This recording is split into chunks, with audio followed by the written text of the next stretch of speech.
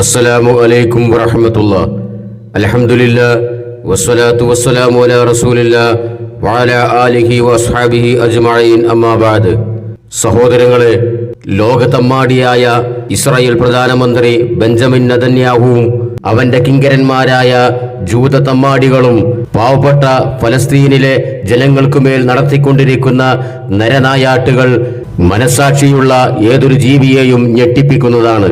മനുഷ്യസ്നേഹികളായ ലോകരാജ്യങ്ങളിലെ ജനങ്ങളുടെ മുഴുവൻ ശാപവാചകങ്ങളും പ്രതിഷേധങ്ങളും അവഗണിച്ചുകൊണ്ട് ഈ ജൂത തമ്മാടി രാഷ്ട്രവും അതിനെ അനുകൂലിക്കുന്ന അനുയായികളും കാണിച്ചു കൂട്ടുന്ന കാടത്തരങ്ങൾ, അതിന്റെ എല്ലാ അതിർവരമ്പുകളും ലംഘിച്ചുകൊണ്ട് ഇപ്പോഴും മുന്നോട്ട് പോയിക്കൊണ്ടിരിക്കുകയാണ്. ഒരു ധിക്കാരിയെയും അധികകാലം കൊമ്പുകുലുക്കാൻ അള്ളാഹു സമ്മതിക്കുകയില്ല എന്നതിന് ലോകത്തിന്റെ ചരിത്രം സാക്ഷിയാണ്. ഫലസ്തീനിലെ പീഡനമനുഭവിക്കുന്ന, പട്ടിണി അനുഭവിക്കുന്ന നമ്മുടെ പിഞ്ചുമക്കൾക്കും സഹോദരീ സഹോദരങ്ങൾക്കും വേണ്ടി മാനസികമായും സാമ്പത്തികമായും സഹായം ചെയ്യുക എന്നതിനപ്പുറം ലോകരുടെ റബ്ബായ അള്ളാഹുവിനോട് ജൂതത്തമ്മാടികളുടെ നാശത്തിനും നിന്ദതയ്ക്കും വേണ്ടിയും ഫലസ്തീനിലെ നമ്മുടെ സഹോദരീ സഹോദരങ്ങളുടെ ശാന്തിക്കും സമാധാനത്തിനും രക്ഷക്കും വിജയത്തിനും വേണ്ടിയും അങ്ങേയറ്റം പ്രാർത്ഥിക്കുക എന്നുള്ളതാണ് നാം ഓരോരുത്തരും ചെയ്യേണ്ടുന്ന പ്രധാനപ്പെട്ട കടമ. സഹോദരങ്ങളെ, ഇത്തരമൊരു വേദനാജനകമായ സംഭവവികാസങ്ങൾ നടന്നുകൊണ്ടിരിക്കുമ്പോഴും ഇതിന്റെ എല്ലാം ഉത്തരവാദിത്വവും ഇതിനെല്ലാം മറുപടി പറയേണ്ടതും സൗദി അറേബ്യയും മറ്റുള്ള അറബ് രാജ്യങ്ങളുമാണ് എന്ന മട്ടിലുള്ള വ്യാപകമായ പ്രചാരണങ്ങൾ ലോകത്തിന്റെ മുക്കിലും മൂലയിലും കപടന്മാരായ ഇഖ്വാനികളുടെ നേതൃത്വത്തിൽ അപങ്കുരം നടന്നുകൊണ്ടിരിക്കുകയാണ്. അതിന്റെ ചെറുതല്ലാത്ത അലയൊലികൾ ഈ കൊച്ചു കേരളത്തിലും നടന്നുകൊണ്ടിരിക്കുന്നു എന്നതാണ് ഈ വീഡിയോ ചെയ്യാനുള്ള പ്രേരകം. ഈ സമുദായ സ്നേഹത്തിന്റെ കുപ്പായമിട്ട കപടന്മാർ നിരന്തരമായി പറഞ്ഞുകൊണ്ടിരിക്കുന്നത് പീഡനമനുഭവിക്കുന്ന ഫലസ്തീനികളുടെ മോചനത്തിന് വേണ്ടി, അല്ലെങ്കിൽ അവരെ സഹായിക്കാൻ സൗദി അറേബ്യ അടക്കമുള്ള ഒരു അറബ് രാജ്യവും തയ്യാറാകുന്നില്ല എന്നുള്ള വ്യാപകമായ പ്രചാരണമാണ് ഇവന്മാർ നടത്തിക്കൊണ്ടിരിക്കുന്നത്. എന്താണ് സൗദി അറേബ്യ അടക്കമുള്ള അറബ് രാജ്യങ്ങളോട് ഇവന്മാർക്കുള്ള കുടിപ്പകയുടെ കാരണം? ഇൻഷാ അല്ലാഹ് അത് നമുക്ക് ചർച്ച ചെയ്യാം. അതിനു മുമ്പ് ദീനീ സ്നേഹവും സമുദായ സ്നേഹവും അണപൊട്ടി ഒഴുകുന്ന ആളുകളുടെ പ്രതിനിധി എന്നുള്ള നിലക്ക് നിഷ്പക്ഷ നിലപാടുകാരനായ അനിൽ മുഹമ്മദിന് എന്താണ് പറയാനുള്ളത് എന്ന് കേട്ടുകൊണ്ട് നമുക്ക് തുടങ്ങാം. ഈ വീഡിയോയിൽ ഇയാളുടെ ക്ലിപ്പുകൾ മാത്രമാണ് ഞാൻ കാര്യമായി ഉപയോഗിക്കുന്നത്. ആദ്യം തന്നെ അയാൾ സൗദി അറേബ്യ അടക്കമുള്ള അറബ് രാജ്യങ്ങളെ കുറിച്ച് പറയട്ടെ. സൗദി അറേബ്യയെ, മിഡിൽ ഈസ്റ്റിലെ മറ്റ് രാജ്യങ്ങളെ, നിങ്ങൾ ഇറാന്റെ കാര്യത്തിൽ ചില കരുതലുകൾ എടുത്തു. പക്ഷേ നിസ്സഹായരായ ഫലസ്തീനികളുടെ കാര്യത്തിൽ നിങ്ങൾ ആ കരുതലുകൾ എടുക്കുന്നില്ല. നാളെ നിങ്ങൾ പടച്ചതമ്പുരാന്റെ മുന്നിൽ ഉറപ്പായും മറുപടി പറയേണ്ടി വരും. കേട്ടല്ലോ. അപ്പൊ സൗദി അറേബ്യ അടക്കമുള്ള അറബ് രാജ്യങ്ങൾക്ക് അനിൽ മുഹമ്മദിന്റെ താക്കീതാണ്. എന്താണ്? ഫലസ്തീനികളുടെ കാര്യത്തിൽ നിങ്ങൾ യാതൊരു കരുതലും എടുക്കുന്നില്ല. നാളെ റബ്ബിന്റെ മുമ്പിൽ ഇതിന് നിങ്ങൾ സമാധാനം പറയേണ്ടി വരും. എന്താ മൂപ്പര ആവേശം? ഇയാളുടെ തുടക്കകാലത്തിലെ ചില സംസാരങ്ങൾ കേട്ടപ്പോ അന്നൊക്കെ ഞാൻ വിചാരിച്ചിരുന്നു ഇയാൾക്ക് കുറച്ച് പക്വത ഉണ്ട്, കുറച്ച് ദീർഘവീക്ഷണുണ്ട്, കുറച്ച് വിവരമുണ്ട്, ലോകവിവരമുണ്ട്, തലന്റെ ഉള്ളിൽ ആൾതാമസം ഉണ്ട് എന്നൊക്കെ വിചാരിച്ചിരുന്നു. അതെല്ലാം തെറ്റിദ്ധാരണയായിരുന്നു ഇപ്പോഴാണ് ബോധ്യപ്പെടുന്നത്. അങ്ങനെ വിചാരിച്ചതിൽ ഞാൻ അനിൽ മുഹമ്മദിനോട് നിരുപാധികം മാപ്പ് ചോദിക്കുന്നു. ഈ മനുഷ്യന് ചരിത്രത്തെക്കുറിച്ച് യാതൊരു അവബോധമില്ല എന്നുള്ളത് ഇയാൾ ആവർത്തിച്ച് തെളിച്ചുകൊണ്ടിരിക്കുകയാണ്. ഇത് അജ്ഞത കൊണ്ടാണോ അതോ അറബ് രാജ്യങ്ങളുള്ള വിരോധം കൊണ്ടാണോ എന്ന് മനസ്സിലായിട്ടില്ല. ഇയാൾ എന്താ ഈ പറഞ്ഞത്? ഫലസ്തീനികളുടെ കാര്യത്തിൽ യാതൊരു കരുതലും സൗദി അറേബ്യ അടക്കമുള്ള അറബ് രാജ്യങ്ങൾ എടുത്തില്ല എന്നുള്ളതാണ്. ഇയാൾക്ക് ചരിത്രം അറിയോ? 1948-ലും 68-ലൊക്കെ നടന്ന ഇസ്രായേലിനെതിരെ നടന്ന യുദ്ധത്തില് ഈ ജൂതന്മാർക്കെതിരെ ഇസ്രായേലിനെതിരെ പോരാടിയത് അതിന് മുന്നണിയിൽ നിന്ന് അറബികളാണ്, അറബ് രാജ്യങ്ങളാണ്. ഇവരുടെ കണ്ട് ചാനലിൽ കിടന്ന് ഇങ്ങനെ വിടുവായുത്തരം പറഞ്ഞ നേരം കൊണ്ട് കുറച്ച് കാര്യങ്ങൾ പഠിച്ചൂടെ? മാത്രവുമല്ല, സൗദി അറേബ്യയുള്ളവരുടെ ഏറ്റവും വലിയ പ്രശ്നം, സൗദി അറേബ്യയിലുള്ളവർക്ക് വലിയ പക. ഇന്നത്തെ സൗദി രാജാവുണ്ടല്ലോ, സൽമാൻ രാജാവ്, 68-ൽ നടന്ന ഇസ്രായേലിനെതിരെ നടന്ന യുദ്ധത്തില് സൈനിക തലവനായിരുന്നു അദ്ദേഹം. അറിയോ ചരിത്രം? ഒരു വിഷയം അറിയാതെ വികാരത്തിന്റെ പുറത്ത് എന്തെങ്കിലും വിളിച്ചു പോകല കഴിഞ്ഞില്ല. ഒരിക്കൽ ഇസ്രായേല് ഫലസ്തീനിലെ ഒരു സിറ്റി, ഒരു സ്ട്രീറ്റ് ഒന്നാകെ മുച്ചൂട് നശിപ്പിച്ചപ്പോ അത് അതുപോലെ തന്നെ പുനർനിർമ്മിച്ചു കൊടുത്തത് അന്നത്തെ അബ്ദുള്ള രാജാവാ. അറിയോ? മാത്രവുമല്ല, അന്നത്തെ ഫലസ്തീനിലെ രണ്ട് ശക്തമായ ഗ്രൂപ്പുകളായിരുന്ന ഫത്ഹ്, ഹമാസ്, ഈ രണ്ട് ഗ്രൂപ്പുകൾ വിഘടിച്ചു നിന്നപ്പോ അവരെ പരിശുദ്ധ കഅബയിലേക്ക് വിളിച്ചു വരുത്തി ആ കഅബയുടെ അടുത്ത് നിന്ന് ആ ഫലസ്തീനിനു വേണ്ടി ഒന്നിച്ചു പോരാടാൻ അവരെ കൊണ്ട് പ്രതിജ്ഞ ചെയ്യിപ്പിച്ചത് അന്നത്തെ അബ്ദുള്ള രാജാവാണ്. ഇസ്രായേലിനെതിരെ അവർക്ക് വേണ്ട എല്ലാ സഹായവും ചെയ്തു തരാമെന്ന് അന്ന് കഅബയുടെ മുമ്പിൽ വെച്ചിട്ടാണ് അബ്ദുള്ള രാജാവ് അവർക്ക് വാക്ക് കൊടുത്തത്. അങ്ങനെ അവർ തിരിച്ചു പോയപ്പോ വീണ്ടും അവരെ തമ്മിൽ തല്ലിച്ച് വിഘടിച്ച് നിർത്തിയത് ഇന്ന് യുവമാര് തലയിലേറ്റ് കൊണ്ട് നടക്കുന്ന ഇറാനാണ്. ചരിത്രം അറിയോ നിങ്ങൾക്ക്? ഇതൊന്നും പഠിക്കണ്ടേ? എന്നിട്ട് വേണ്ട സൗദി അറേബ്യക്കെതിരെ കുതിര കയറാന്? ഇതൊന്നും പഠിക്കാതെ, ഇതിനെക്കുറിച്ചൊന്നും മനസ്സിലാക്കാതെ, അല്ലെങ്കിൽ പഠിച്ചിട്ടും കണ്ണടച്ചിരുട്ടാക്കിക്കൊണ്ട് പിന്നെയും ഇത്തരം ചാനലുകളിൽ വന്ന് ഈ സമുദായ സ്നേഹികൾ, ഈ സൗദി വിരോധികൾ, അറബ് രാജ്യങ്ങളുടെ വിരോധികൾ പിന്നെയും വായിൽ തോന്നിയത് വിളിച്ചു പറഞ്ഞുകൊണ്ടേയിരിക്കുകയാണ്. കഴിഞ്ഞിട്ടില്ല. അനിൽ മുഹമ്മദ് തന്നെ പറയട്ടെ. ഗസയിലെ കുഞ്ഞുങ്ങൾക്ക് ഭക്ഷണത്തിനായി പ്രതീകാത്മകമായി മറ്റെല്ലാ വാതിലുകളും അടച്ചപ്പോൾ കടലിലൂടെ കുപ്പിവെള്ളവും ഭക്ഷണവും ഒഴുക്കി പ്രതിഷേധിക്കുന്ന ലോകത്തെയും നമ്മൾ കാണുന്നുണ്ട്. അവിടെ നിങ്ങളുടെ സമ്പത്തും നിങ്ങളുടെ അധികാരവും നിങ്ങളുടെ സംവിധാനങ്ങളും ഈ മനുഷ്യക്കുരുതിക്ക് നിശബ്ദമായി സാക്ഷിയാകുന്നതിന് വല്ലാഹി വല്ലാഹി വല്ലാഹി നാളെ കണക്ക് പറയേണ്ടി വരുമെന്നുള്ള കാര്യത്തിൽ യാതൊരു തർക്കവുമില്ല. പ്രാക്കാണ്. എന്താണ്? നിങ്ങളുടെ സമ്പത്തും നിങ്ങളുടെ അധികാരങ്ങളും നിങ്ങളുടെ സംവിധാനങ്ങളും ഈ കൂട്ടക്കുരുതിക്ക് സാക്ഷിയാകുന്നതിന് വല്ലാഹി വല്ലാഹി വല്ലാഹി നാളെ കണക്ക് പറയേണ്ടി വരും. എന്താണ് സൗദി അടക്കമുള്ള അറബ് രാജ്യങ്ങൾ ചെയ്ത തെറ്റ്? ഈ ഫലസ്തീനികൾക്കും വേണ്ടി ഒരു ചെറുവിരൽ അനക്കുന്നില്ല. ഈ ഫലസ്തീനികൾക്കും വേണ്ടി യാതൊരു നീക്കവും നടത്തുന്നില്ല. എല്ലാം സൗദി അറേബ്യ അടക്കമുള്ള രാജ്യങ്ങൾ, അറബ് രാജ്യങ്ങൾ ഇങ്ങനെ കണ്ടുകൊണ്ട് ആസ്വദിച്ച് ഇങ്ങനെ ഇരിക്കുകയാണ്. അതാണ് ഇത്തരം ആളുകളുടെ വെപ്പ്. അതാണ് ഞാൻ നേരത്തെ പറഞ്ഞ ചരിത്രം പഠിക്കണ്ടേ? ഇവന്മാർ ഈ കടിച്ചു കീറുന്ന സൗദി അറേബ്യ അടക്കമുള്ള അറബ് രാജ്യങ്ങൾ ഫലസ്തീനികൾക്ക് വേണ്ടി നാളിന്ന് വരെ ചെയ്തു കൊടുത്ത സാമ്പത്തിക സഹായങ്ങൾ എത്രയാന്നുള്ളത് അതിന്റെ ഉത്തരവാദിത്തപ്പെട്ട സൈറ്റിലൊക്കെ പോയാൽ തപ്പിൽ കിട്ടും. അതൊക്കെ ഒന്ന് മനസ്സിലാക്കിക്കൂടെ? ഈ കാലത്തിനിടക്ക് 5300 കോടി ഡോളറാണ് സൗദി അറേബ്യയുടെ നേതൃത്വത്തിൽ ഫലസ്തീനികൾക്ക് സാമ്പത്തിക സഹായം അനുവദിച്ചത്. നിങ്ങളിങ്ങനെ ചിലക്കുന്നുണ്ടല്ലോ, അവിടെ നിങ്ങൾ പ്രാർത്ഥിച്ച് കുത്തിരുന്നോളെ, വേറൊന്നും ചെയ്യണ്ടെന്ന്. വേറെ എന്തൊക്കെ ചെയ്യാൻ പറ്റുക?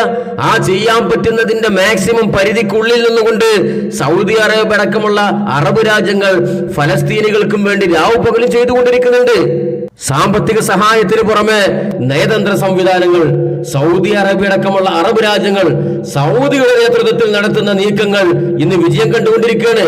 ഇപ്പൊ ഏതാനും ദിവസങ്ങൾക്ക് മുമ്പാണല്ലോ അമേരിക്കയിൽ വെച്ച് നടന്ന ഐക്യരാഷ്ട്രസഭാ സമ്മേളനത്തിൽ അമേരിക്കയുടെയും ഇസ്രായേലിന്റെയും താല്പര്യങ്ങൾക്ക് തിരിച്ചടിയായിക്കൊണ്ട് 100-ലേറെ രാജ്യങ്ങൾ ഫലസ്തീനിനെ സ്വതന്ത്ര രാജ്യമായി പ്രഖ്യാപിക്കണം എന്നുള്ള കരാറിൽ ഒപ്പിട്ടത് സൗദി അറേബ്യയുടെ നീക്കത്തിന്റെ ഫല. മനസ്സിലായോ? അപ്പൊ സൗദി അറേബ്യ അടക്കമുള്ള അറബ് രാജ്യങ്ങൾ എന്തൊക്കെ ചെയ്തുകൊണ്ടിരിക്കുന്നത്? നിങ്ങൾ പരിഹസിക്കുന്നത് പോലെ വെറും പ്രാർത്ഥനയിട്ട് മാത്രം കഴിഞ്ഞുകൂടില്ല. ഇവിടുന്ന് എന്തൊക്കെ ചെയ്യാൻ പറ്റുന്നോ അതെല്ലാം അവർ ചെയ്യുന്നുണ്ട്. പ്രാർത്ഥനയാണ് ഏറ്റവും വലിയ ആയുധം. അത് അതിന്റെ മുറക്ക് ഇരു ഹറമുകളിലും സൗദി അറേബ്യയിലെ മിക്ക പള്ളികളിലും അവിടുത്തെ സലഫി പണ്ഡിതന്മാരുടെ നേതൃത്വത്തിൽ, ഇമാമുമാരുടെ നേതൃത്വത്തിൽ ഗംഭീരമായി നടന്നുകൊണ്ടിരിക്കുന്നുണ്ട്. അതിനു പുറമെ നയതന്ത്ര സംവിധാനങ്ങൾ ഉപയോഗിച്ചുള്ള സഹായം, അതിനു പുറമെ സാമ്പത്തിക സഹായം, ഇതെല്ലാം നിരന്തരം ചെയ്തുകൊണ്ടിരിക്കുന്നു. ഇനി എന്താ ചെയ്യേണ്ടത്? സൗദി അറേബ്യ എന്താണ് ചെയ്യേണ്ടത്? നാളെ തന്നെ ഇസ്രായേൽ ലക്ഷ്യമാക്കി, അമേരിക്ക ലക്ഷ്യമാക്കി മിസൈൽ വിടണോ? അവിടെ പോയി ബോംബ് പൊട്ടിക്കണോ? വികാരത്തിന് അടിമപ്പെടണോ? ഒരു സമുദായം അല്ലെങ്കിൽ ഭരണകൂടം മുന്നും പിന്നും നോക്കാതെ വികാരത്തിന് അടിമപ്പെട്ട് ചാടിപ്പുറപ്പെട്ടാലുള്ള അനന്തരഫലങ്ങൾ എന്താ? അത് ഈ അനിലിനെ കൊണ്ട് തന്നെ ഞാൻ പറയിപ്പിക്കും ഇൻഷാ അല്ലാഹ്. അതിനു മുമ്പ് സൗദി അടക്കമുള്ള അറബ് രാജ്യങ്ങൾക്കെതിരെ നടത്തിയ ആക്രോശങ്ങളുണ്ടല്ലോ, അതിന് വരട്ടെ ഓരോന്നോരോന്നായിട്ട്. അടുത്ത കേട്ടോളി. ആ ജനതയെയും ആ മനുഷ്യരെയും പട്ടിണിക്കിട്ട് നിഷ്ഠൂരമായി ദിനേന എന്നോണം 100-50 ആളുകളെ കൊന്നുതള്ളുമ്പോൾ കാഴ്ചക്കാരായി നിൽക്കുന്നത് വലിയ ക്രൂരതയാണ്. മാനവികതയോടുള്ള ക്രൂരതയാണ്. വിശ്വാസത്തോടുള്ള ക്രൂരതയാണ്.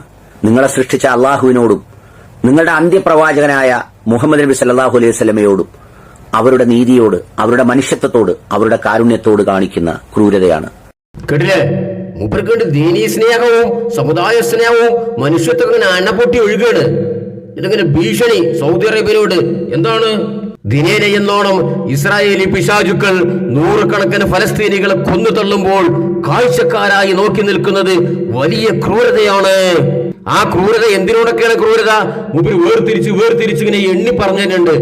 മാനവികതയോടുള്ള ക്രൂരതയാണ്, വിശ്വാസത്തോടുള്ള ക്രൂരതയാണ്, മനുഷ്യത്വത്തോടുള്ള ക്രൂരതയാണ്, നിങ്ങളുടെ അള്ളാഹുവിനോടും നിങ്ങളുടെ അന്ത്യപ്രവാചകനോടുള്ള ക്രൂരതയാണ്. അപ്പൊ അള്ളാഹും അന്ത്യപ്രവാചകനൊക്കെ സൗദിയൊക്കെ മാത്രമുള്ളതാ. ഇയാൾക്ക് ഓരോടൊന്നും ബന്ധമില്ല, ഇയാൾക്ക് മാനവികതയോട് കടപ്പാടില്ല, ഇയാൾക്ക് വിശ്വാസത്തിനോട് കടപ്പാടില്ല, ഇയാൾക്ക് മനുഷ്യത്വത്തിനോട് കടപ്പാടില്ല, ഇയാൾക്ക് അള്ളാഹുവിനോട് റസൂലിനോട് ഇയാൾക്ക് കടപ്പാടില്ലേ? ഇയാൾക്ക് അവരോടൊന്നും ബന്ധമില്ലാതെ ഇങ്ങനെ ഗാലറിയിൽ നിന്ന് കണ്ട് കളിക്കണ വെറും പുറം കളിക്കാരൻ മാത്രം ഇയാള്. ഈ പീഡനം മനുഷ്യത്വത്തോടുള്ള പീഡനം നടക്കുന്നത് ഫലസ്തീനിൽ മാത്രമല്ലല്ലോ, ലോകത്തിന്റെ മുക്കിലും മൂലയിലുമുള്ള പല രാജ്യങ്ങളിലും നടക്കുന്നുണ്ടല്ലോ. വേണ്ട, ഇന്ത്യയിൽ നടക്കുന്നുണ്ടല്ലോ, അസമിലും ബീഹാറിലും UP-യിലും നടക്കുന്നുണ്ടല്ലോ. അപ്പൊ അവിടെയുള്ള മുസ്ലിങ്ങളോടൊന്നും ഇയാൾക്ക് യാതൊരു കടപ്പാടില്ലേ? ഈ പറയുന്ന ഈ ഇഖ്വാനികളുണ്ടല്ലോ, ഈ അനിൽ മുഹമ്മദ് അടക്കമുള്ള ആളുകൾ സമുദായ സ്നേഹത്തിന്റെ കുപ്പായമിട്ടിട്ട് ഇവിടെ ഇങ്ങനെ ചാനലിൽ ഇരുന്നിട്ട് ഇങ്ങനെ കരഞ്ഞ് നെഞ്ചത്തടിച്ച് സൗദി അറേബ്യ അടക്കമുള്ള അറബ് രാജ്യങ്ങളെ പ്രാകുന്ന ശപിക്കുന്ന ഈ ആളുകളുണ്ടല്ലോ. ഇവരോട് ചോദിക്കട്ടെ, അവിടെ മാത്രമല്ലല്ലോ ഈ ക്രൂരത നടക്കുന്നത്, ഫലസ്തീനിൽ മാത്രമല്ലല്ലോ ഈ തമ്മാടിത്ത് നടക്കുന്നത്, ഇവിടെ ബീഹാറിൽ നടക്കുന്നുണ്ട്, UP-യിൽ നടക്കുന്നുണ്ട്, രാജസ്ഥാനിൽ നടക്കുന്നുണ്ട്, മുംബൈയിൽ നടക്കുന്നുണ്ട്, മധ്യപ്രദേശിൽ നടക്കുന്നുണ്ട്, ഇവിടെ കർണാടകത്തിൽ വരെ നടക്കുന്നുണ്ട്. എന്താ നിങ്ങൾക്കൊക്കെ നാട് വണ്ടി ആയിരിക്കൂടെ? അവിടെ പോയിട്ട് നിങ്ങളെ കൂടെ ചെയ്യാൻ പറ്റുന്ന പണി നിങ്ങൾക്ക് ചെയ്തു തുടങ്ങും. എന്താ ചെയ്യാത്ത? നിങ്ങൾക്ക് ഈ ഇന്ത്യയിലുള്ള സംസ്ഥാനങ്ങളിൽ പോകാൻ വിസ വേണോ, പാസ്പോർട്ട് വേണോ? ഇവർ നാട് പോലെ ഏതെങ്കിലും ലോക്കൽ ട്രെയിനിന്റെ മൂട്ട് തൂങ്ങിയ പോലെ നിനക്ക് ഈ മനുഷ്യത്വം, ഈ മാനവികതയോടുള്ള സ്നേഹവും അള്ളാഹുവിനുള്ള കടപ്പാടും റസൂലിനുള്ള കടപ്പാടും അവിടെ പോയിട്ട് ഇന്ത്യ രാജ്യത്ത് മുസ്ലിങ്ങൾക്കെതിരെ കൂത്താട്ടം നടത്തുന്ന ക്രൂരത ചെയ്യുന്ന സംഘികൾക്കെതിരെ പോയി പ്രതിരോധിക്കാനും പ്രതിഷേധിക്കാനും ഈ സമുദായ സ്നേഹം വിളമ്പുന്ന സൗദി അറേബ്യയെ മനുഷ്യത്വം പഠിപ്പിക്കുന്ന മാനവികത പഠിപ്പിക്കുന്ന ഇവർക്കൊന്നും യാതൊരു ബാധ്യതയില്ലേ? ഇവർക്കൊന്നാണ് പോയിക്കൂടെ? ഫലസ്തീനിൽ പോകാനും അവിടെ പോയിട്ട് ഫലസ്തീനികളുടെ കൂടെ നിന്ന് ഇസ്രായേലിനെതിരെ യുദ്ധം ചെയ്യാൻ ഞങ്ങൾക്ക് പരിധികളും പരിമിതികളും ഉണ്ടെന്നൊക്കെ പറയാനാണെങ്കിൽ, പക്ഷെ ഈ ഇന്ത്യയിൽ നടക്കുന്ന സംഗതികളോ? ഇവിടെ നടക്കുന്നുണ്ടല്ലോ പീഡനം.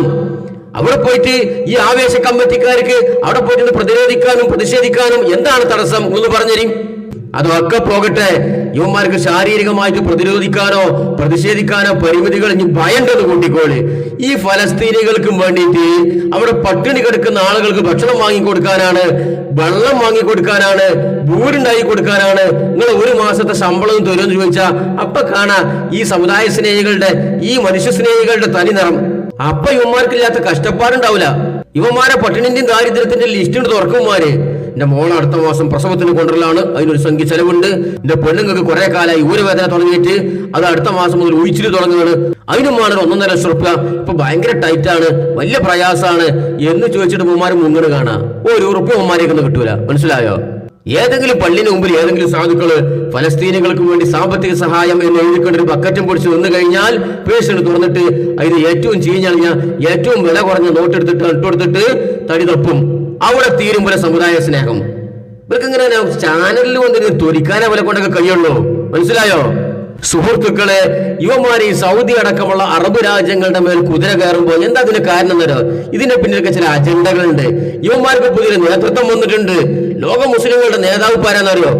ഇറാൻ ഭരണാധികാരി ഖാംനഈ. ഇതാണ് ഇപ്പൊ പോലെ നേതൃത്വം. സൗദിനെ കൂടെ ഒന്നിനും കഴിയൂല. ഒരു അടിമകള്, അവര് സാമ്രാജ്യത്വ ശക്തികളുടെ അടിമകള്, കാലുനക്കികള്. എന്നാലോ ഞങ്ങളുടെ ഇറാൻ, ഞങ്ങളുടെ ആയത്തുള്ള ഖാംനഈ മൂപ്പരാണ് ഇപ്പൊ ലോക മുസ്ലിങ്ങളുടെ നേതാവ്. അവരുടെ പ്രവർത്തനങ്ങളെയും അവരുടെ നീക്കങ്ങളെയും പെരുപ്പിച്ച് കാണിച്ചിട്ട് അതിലിങ്ങനെ ഊറ്റം കൊള്ളലാണ് ഈ ഇഖ്വാനികളുടെയും ഈ കപട സമുദായ സ്നേഹികളുടെയും പ്രധാന കലാപരിപാടി. അനില് തന്നെ പറയട്ടെ. 2 അടി ഏകപക്ഷീയമായി ഏറ്റുവാങ്ങിയ ശേഷം അതിശക്തമായി നിലനിൽപ്പിന് വേണ്ടി തിരിച്ചടിക്കേണ്ടി വന്ന ഇറാന്റെ ആക്രമണത്തിന് ശേഷം അവിടുത്തെ സുപ്രീം ലീഡർ ആയത്തുള്ള അലി ഖൊമൈനി രാജ്യത്തെ അഭിസംബോധന ചെയ്തുകൊണ്ട് നടത്തിയത് വളരെ വൈകാരികമായ ഫയറി സ്പീച്ചായിരുന്നു. നിലനിൽപ്പിന് വേണ്ടിയാണ് ഇറാൻ തിരിച്ചടിക്കുന്നത്. ഇറാൻ ആരെയും അങ്ങോട്ട് നേരിട്ട് ആക്രമിക്കാൻ പോയിട്ടില്ല. എന്നാൽ 100ഓളം യുദ്ധവിമാനങ്ങൾ ഉപയോഗിച്ച് ഞങ്ങളുടെ സൈനിക മേധാവികളെയും ശാസ്ത്രജ്ഞന്മാരെയും അടക്കം വധിക്കുകയും തുടർന്നും വധിക്കുമെന്ന് പറയുകയും ചെയ്യുമ്പോൾ തിരിച്ചടിക്കാതിരിക്കാൻ നിർവാഹമില്ല. അതുകൊണ്ട് തന്നെ അവരുടെ വിധി അവർ കുറിച്ചു കഴിഞ്ഞു. അവരുടെ വിധി അവർ ചോദിച്ചു വാങ്ങിയിരിക്കുന്നു.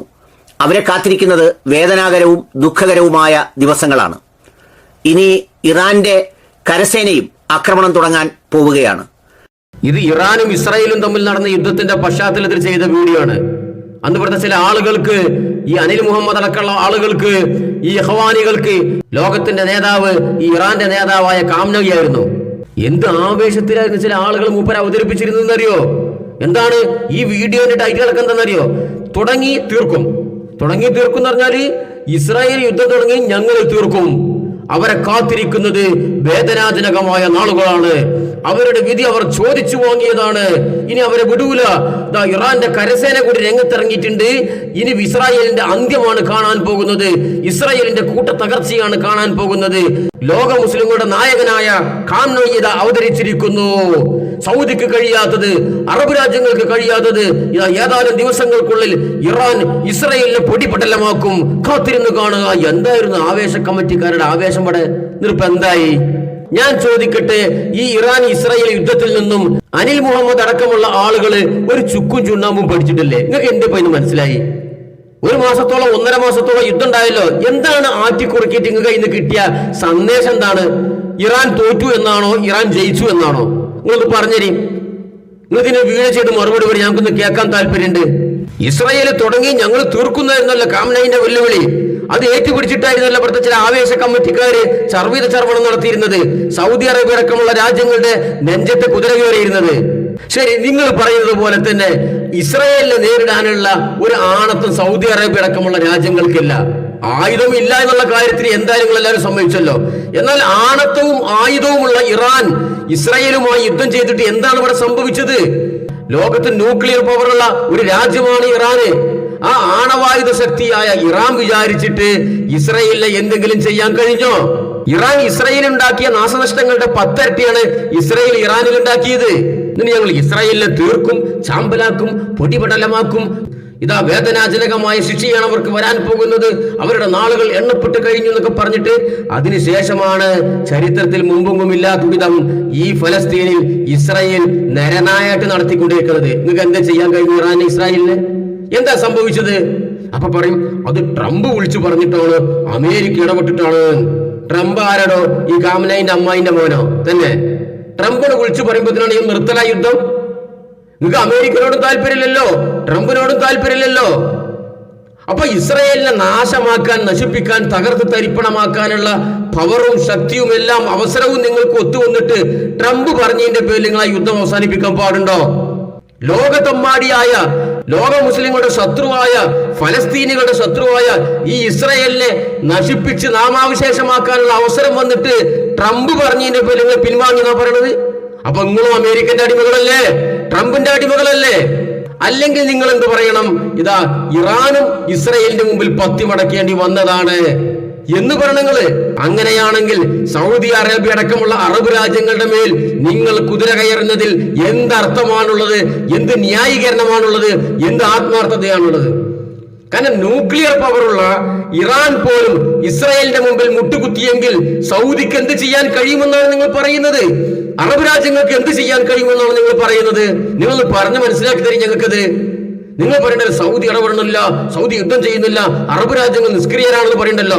ഇവിടെ എല്ലാ പവറുമുള്ള ഇറാൻ പരാജയപ്പെട്ടെടുത്ത് സൗദി അറേബ്യ അടക്കമുള്ള ദുർബല രാജ്യങ്ങൾ എന്ത് ചെയ്യാനാണ്? അത് പറഞ്ഞതാ. എന്തായിരുന്നു വീരവാദം? ഇസ്രായേൽ തുടങ്ങി ഞങ്ങൾ തീർക്കും, ഇറാന്റെ വീരവാദമായിരുന്നു. അത് കേട്ട് കൈയടിക്കാനും രോമാഞ്ചം കൊള്ളാനും കുറെ ആളുകളും ഇങ്ങ് കേരളത്തിലടക്കം. എന്നിട്ട് തീർത്തോ? ഇസ്രായേലിനെ തീർത്തോ? ഇസ്രായേൽ ഏതാ ഇറാൻ യുദ്ധത്തിന് ശേഷവും പൂർവാധികം ശക്തിയോടെ ഫലസ്തീനികളെ ദ്രോഹിച്ചു കൊണ്ടിരിക്കുന്നു. എന്ത് തീർക്കും ഞങ്ങൾ പറഞ്ഞത്? സ്വന്തം കയ്യിലുള്ള കുറെ ആയുധം തീർത്തുന്നോ? ഇസ്രായേൽക്ക് മിസൈലും ബോംബും വിട്ടിട്ട് ഇറാന്റെ കയ്യിലുള്ള കുറെ ആയുധം തീർക്കുന്ന നിങ്ങൾ പറഞ്ഞത് ഇസ്രായേൽ തുടങ്ങും ഞങ്ങൾ തീർക്കും. പണ്ടൊരു നാട്ടിലെ ഒരുത്തൻ വലിയ ഗുണ്ടയായി വീരപരിവേഷം ചാർത്തപ്പെട്ട് ജനങ്ങൾ പേടിച്ച് നടന്നിരുന്ന ഒരുത്തനുണ്ടായിരുന്നു അത്രേ. അപ്പൊ എന്താ, അവൻ ആരെ കണ്ടാലും വീരവാദം പറയുന്നത്, എന്നെ എങ്ങാനും ദേഷ്യം പിടിപ്പിച്ചാൽ ഞാൻ കത്തിയെടുത്ത് കുത്തിയിരിക്കും. അത് ഇടക്കിടക്ക് ഇങ്ങനെ പറയും. ആൾക്കാരിങ്ങനെ പേടിച്ച് നടക്കാൻ തുടങ്ങി. ഒരു ദിവസം ദേഷ്യം പിടിപ്പിച്ചു. അപ്പൊ ഇവരെന്ത് ചെയ്തു? കത്തി അങ്ങോട്ട് എടുത്തിട്ട് നിലത്തങ്ങോട്ട് കുത്തിയിരുന്നു. അതാണ് ഒറ്റകാലം പറഞ്ഞിരുന്നത്, ഞാൻ കത്തിയെടുത്താൽ കുത്തിയിരിക്കും. അതായത് നിലത്ത് കുത്തിയിരിക്കും, അല്ലാതെ കത്തിയോണ്ട് ആളെ കുത്തുന്നല്ല എന്ന് പറഞ്ഞ പോലെ ഇസ്രായേൽ തുടങ്ങി ഞങ്ങൾ തീർക്കും. എന്ത് തീർക്കുന്നു? ഇറാന്റെ കയ്യിലുണ്ടായിരുന്ന കുറെ ആയുധം തീർക്കും. അതന്നെ, അത് കുറെ തീർന്നു. വേറെന്താണ് ഇവിടെ സംഭവിച്ചത്? ഇനി യുവന്മാര് 40 വട്ടം ഇങ്ങനെ ഇവിടെ കിടന്ന് ഇങ്ങനെ പുലമ്പുന്നുണ്ടല്ലോ, സൗദി അറേബ്യ ഒന്നും ചെയ്യുന്നില്ല, അറബ് രാജ്യങ്ങളൊന്നും ചെയ്യുന്നില്ല എന്നുള്ളത്. ഞാൻ ചോദിക്കട്ടെ, ഈ സൗദിനോട് ചോദിച്ചിട്ടാണോ ഈ ഹമാസ് ഇപ്പൊ ഏറ്റവും അവസാനം ഇസ്രായേലിന്റെ ചെറിയിൽ പോയി തോണ്ടിയത്? അതിന്റെ അനന്തരഫലമാണല്ലോ ഇപ്പൊ നടന്നുകൊണ്ടിരിക്കുന്ന നരനായാട്ടുകൾ. ഈ ഹമ്മാസ് എന്ന് നിങ്ങൾ പൊക്കിപ്പറഞ്ഞ് തലയിലേക്ക് നടക്കുന്ന ഈ സംഘടന ഉണ്ടല്ലോ, അവരുടെ തമ്മാടിത്തത്തിന്റെ ഫലമാണ് ഇന്ന് ഫലസ്തീനിലെ പിഞ്ചു കുഞ്ഞുങ്ങളും സഹോദരിമാരും സഹോദരന്മാരും അനുഭവിച്ചുകൊണ്ടിരിക്കുന്ന നരകയാതനയുടെ ഒന്നാമത്തെ കാരണം. മനസ്സിലായോ? ലോക മുസ്ലിങ്ങളുടെ നേതാവാണത്ര ഇറാൻ നേതാവ് കാംനായി. ഇത് അവതരിപ്പിക്കാനും വേണല്ലോ ഒരു ഉറപ്പില്ലായ്മ. ഇവിടെ സോഷ്യൽ മീഡിയയിൽ കൊട്ടിഘോഷിക്കുന്ന ചില ആളുകള് ലോക മുസ്ലിങ്ങളുടെ നേതാവ്, ലോക മുസ്ലിങ്ങളുടെ സുൽത്താൻ. ഇവിടെ കാന്തപുരത്തിനെ കുറിച്ച് ഇന്ത്യൻ ഗ്രാൻഡ് മുഫ്തി എന്ന് പറയുന്നത് പോലുള്ള കോമാളിത്തരം നല്ലത് എന്താണത്? അപ്പൊ ഈ ലോക മുസ്ലിങ്ങളുടെ നേതാവായ കാംനൈ പരാജയപ്പെട്ടെടുത്ത്, ലോക രാജ്യങ്ങളുടെ നേതാവായ ഇറാൻ പരാജയപ്പെട്ടെടുത്ത് സൗദി അറേബ്യ എന്ത് ചെയ്യണമെന്നാണ് നിങ്ങൾ പറയുന്നത് എന്ന് പറഞ്ഞു തരൂ. മാത്രല്ല, ഇവിടെ സൗദിനെക്കാളും വലിയ സൈനിക ശക്തികളായ രാജ്യങ്ങൾ വേറുണ്ടല്ലോ, തുർക്കി ഉണ്ടല്ലോ. എന്താണ് ഈ വിഷയത്തിൽ തുർക്കി ചെയ്തുകൊണ്ടിരിക്കുന്നത്? അതിനെക്കുറിച്ചൊന്നും ആർക്കും പരാതിയും പരിഭവമൊന്നുമില്ലല്ലോ. ഇനി തുർക്കിന്റെ കയ്യിലും ഖത്തറിന്റെ കയ്യിലും ആയുധങ്ങളൊന്നുമില്ലേ? വെറും വിടുവായത്തം മാത്രമുള്ള തുർക്കിന്റെ കയ്യിൽ തന്നെ ഇടക്കിടക്ക് ഇങ്ങനെ വായി തോന്നിയത് വിളിച്ചു പറയുന്നുണ്ടല്ലോ. അത് വേറെ ആവേശ കമ്മിറ്റിക്കാര്. തുർക്കിന്റെ കയ്യിൽ സൈനിക ശക്തി ഒന്നുമില്ലേ? അവരവരുടെ ശത്രു രാജ്യത്തെ സൈനികരെ പ്രതിരോധിക്കുന്നത് എങ്ങനെയാണ്? ശത്രു രാജ്യത്തെ സൈനികരെ പിടിച്ചു കഴിഞ്ഞാല് ചട്ടകം കാച്ചി ചന്തി മോച്ചിട്ടും കാന്താരി മുളക് അരച്ച് കണ്ണു തെച്ചിട്ടുമാണോ അവർ ശിക്ഷാ നടപടികൾ നടക്കുന്നത്? അവരെ കയ്യിലുണ്ടല്ലോ ഇഷ്ടംപോലെ ആയുധങ്ങള്. അവരെന്തുകൊണ്ട് ഈ വിഷയത്തിൽ ഇടപെടുന്നില്ല? അവർ ഇടപെടാത്തതിൽ നിങ്ങൾക്ക് എന്തുകൊണ്ട് പരിഭവം തോന്നുന്നില്ല? നിങ്ങൾക്ക് സൗദി മാത്രമുള്ള പ്രശ്നം എന്താ? അതിന്റെ കാരണം? അതിന്റെ കാരണം തന്നെ ലോകത്ത് തൗഹീദിന്റെ ഒരേ ഒരു രാജ്യമാണ് സൗദി അറേബ്യ. ആ തൗഹീദിനോടുള്ള കുടിപ്പക, അതാണ് വിഷയം. സലഫികളുള്ള കുടിപ്പക, അതാണ് ഇവരെ ഇതൊക്കെ പറയാൻ പ്രേരിപ്പിക്കുന്ന പ്രധാന ഘടകം. മനസ്സിലായോ? വേറെ ഒന്നുമല്ല.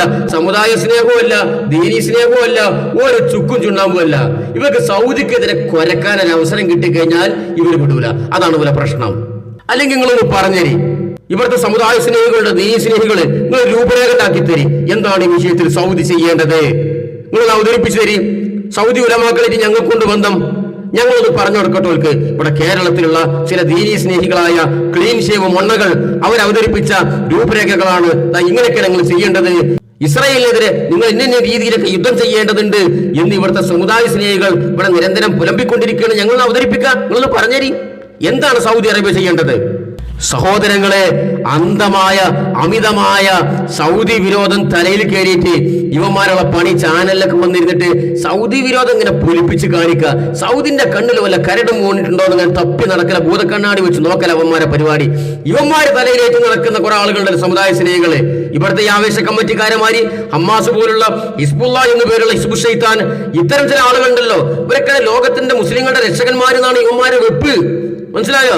അത്തരം ആളുകളുടെ നിലപാടെന്താ? ഈ ലോകത്ത് മുസ്ലിങ്ങൾ കൂട്ടക്കൊല ചെയ്യപ്പെടുമ്പോൾ, ഇത് ഫലസ്തീനിൽ മാത്രമല്ലല്ലോ, ലോകത്തിന്റെ പല രാജ്യങ്ങളിലും മുസ്ലിങ്ങൾ കൂട്ടക്കൊല ചെയ്യപ്പെടുന്നു. സിറിയയിൽ മുസ്ലിങ്ങളെ ദ്രോഹിക്കുന്നത് ആരാ? ഇസ്രായേലാണോ? ജൂതന്മാരാണോ? അല്ല, ഇവന്മാര് തലയിലേക്കും താലോലിച്ചും നടക്കുന്ന പക്കാ ഷിയാക്കളാണ് ലക്ഷക്കണക്കിന് സിറിയയിലെ അഹ്ലുസുന്നത്തിന്റെ ആൾക്കാരെ കൊന്നൊടുക്കിക്കൊണ്ടിരിക്കുന്നത്. ലബനിലെ അഹ്ലുസുന്നയുടെ ആളുകളെ കൊന്നൊടുക്കിക്കൊണ്ടിരിക്കുന്നത്. ഇറാഖിലെ അഹ്ലുസുന്നയുടെ ലക്ഷക്കണക്കിന് ആളുകളെ കൊന്നൊടുക്കിക്കൊണ്ടിരിക്കുന്നത് ഇവന്മാര് തലയിലേക്കും താലോലിച്ചും നടക്കുന്ന ഷിയാ ഭീകരന്മാരാണ്. മനസ്സിലായോ? എന്താ സിറിയയിലേക്ക് നടക്കുന്നത്? ഇവിടുത്തെ ഇന്ത്യയിലെ സംഖ്യകൾ നാണിച്ചു തലതാഴ്ത്തും. സിറിയയിലെ ഷിയാക്കൾ മുസ്ലിങ്ങൾക്കെതിരെ ചെയ്തുകൊണ്ടിരിക്കുന്ന തമ്മാടിത്തം, കാടത്തരം, ക്രൂരതകൾ, അതിൽ നിന്ന് സംഖ്യകൾക്ക് പാഠം പഠിക്കാണ്ട് അതിന്റെ 10-100 ഇവിടുത്തെ ഇന്ത്യയിലെ സംഖ്യകൾ ചെയ്തിട്ടില്ല. മനസ്സിലായോ? നിരപരാധികളായ പാവങ്ങളായ ഗർഭിണികളായ സ്ത്രീകളെയും കുട്ടികളെയും കൂട്ടം കൂട്ടമായി കുന്നോളം കൂട്ടിയിട്ട് കത്തിക്കുന്നു, ജീവനോടെ കുഴിച്ചു മൂടുന്നു, വയറ് കീറി തുരന്ന് ഗർഭസ്ഥ ശിശുക്കളെ പുറത്തെടുക്കുന്നു. ഇന്ത്യയിലെ സംഘികൾ ചെയ്യുന്ന കാര്യങ്ങളല്ല ഈ പറഞ്ഞുകൊണ്ടിരിക്കുന്നത്. സിറിയയിലെ ഷിയാ ഭീകരന്മാർ അവിടുത്തെ പാവപ്പെട്ട അഹ്ലുസുന്നയുടെ സുന്നികൾക്കെതിരെ ചെയ്തുകൊണ്ടിരിക്കുന്ന കൊടും ക്രൂരതകളാണ് ഈ പറയുന്നത്. ഇതൊക്കെ നടന്നുകൊണ്ടിരിക്കുമ്പോ ഇവന്മാര് തലയിലേക്ക് നടക്കുന്ന ഹിസ്ബുള്ള നേതാവ് ഹസൻ നസ്റുള്ള നടത്തിയ ഒരു പ്രസ്താവന ഉണ്ട്. ഇതൊന്നും ആരും അറിഞ്ഞിട്ടുണ്ടാവില്ല, കണ്ടിട്ടുണ്ടാവില്ല, അറിയാൻ താല്പര്യം ഉണ്ടാവില്ല. എന്താണ് ആ ശൈത്താന് സിറിയയിലെ അഭയാർത്ഥികളോട് പറഞ്ഞതെന്നറിയോ? ലക്ഷക്കണക്കിന് അഭയാർത്ഥികള് ജനിച്ച നാട് ഉപേക്ഷിച്ച്, വീട് ഉപേക്ഷിച്ച്, സമ്പത്ത് ഉപേക്ഷിച്ച് അഭയാർത്ഥികളായി പലായനം ചെയ്തുകൊണ്ടിരിക്കുമ്പോ ഈ ശൈത്താൻ ഹസൻ നസ്റുള്ള എന്ന് പറയുന്ന ഹിസ്ബുള്ള എന്ന് പേരിട്ട ഹിസ്ബു ശൈത്താന്റെ നേതാവ് ഇവൻ പറയുന്ന അഭയാർത്ഥികളോട് പോയി കടലിൽ ചാടിക്കോളീൻ. മനസ്സിലായോ? ഇത് വെറുതെ പറയല്ല, കേട്ടോളി. لنكن أمام قرار وطني يقول فتحنا البحر. أيها النازحون السوريون، أيها الإخوة، كل من يريد أن يغادر إلى أوروبا، إلى قبرص، هذا البحر أمامكم، فاتخذوه سفنا واركبوه.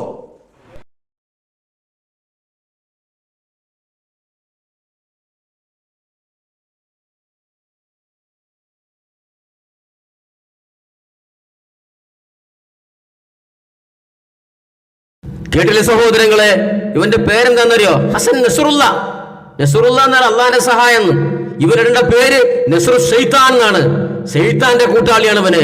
ഇവൻ പറയാണ്, ചിരിച്ചുകൊണ്ട് ആ ചാനൽ എന്ന് പറയുന്നത് ലക്ഷക്കണക്കിന് സിറിയക്കാരായ അഹ്ലുസുന്നയുടെ പാവപ്പെട്ട സുന്നികളായ ആളുകള്, പിഞ്ചുമക്കളും സ്ത്രീകളും വയസ്സന്മാരും അടങ്ങുന്ന ലക്ഷക്കണക്കിന് അഭയാർത്ഥികള് ജനിച്ച നാടുപേക്ഷിച്ച് വീടുപേക്ഷിച്ച് സമ്പത്തുപേക്ഷിച്ച് വേദനാജനകമായി പട്ടിണിയും പരിവട്ടവുമായി പലായനം ചെയ്തുകൊണ്ടിരിക്കുമ്പോ ആ സാധുക്കളോട് പറയാണ്, നിങ്ങൾ പോയി കടലിൽ ചാടിക്കോളി, കടലുകൾ കപ്പലാക്കി മാറ്റിക്കോളി, എന്നൊരു യാത്ര ചെയ്തോളി.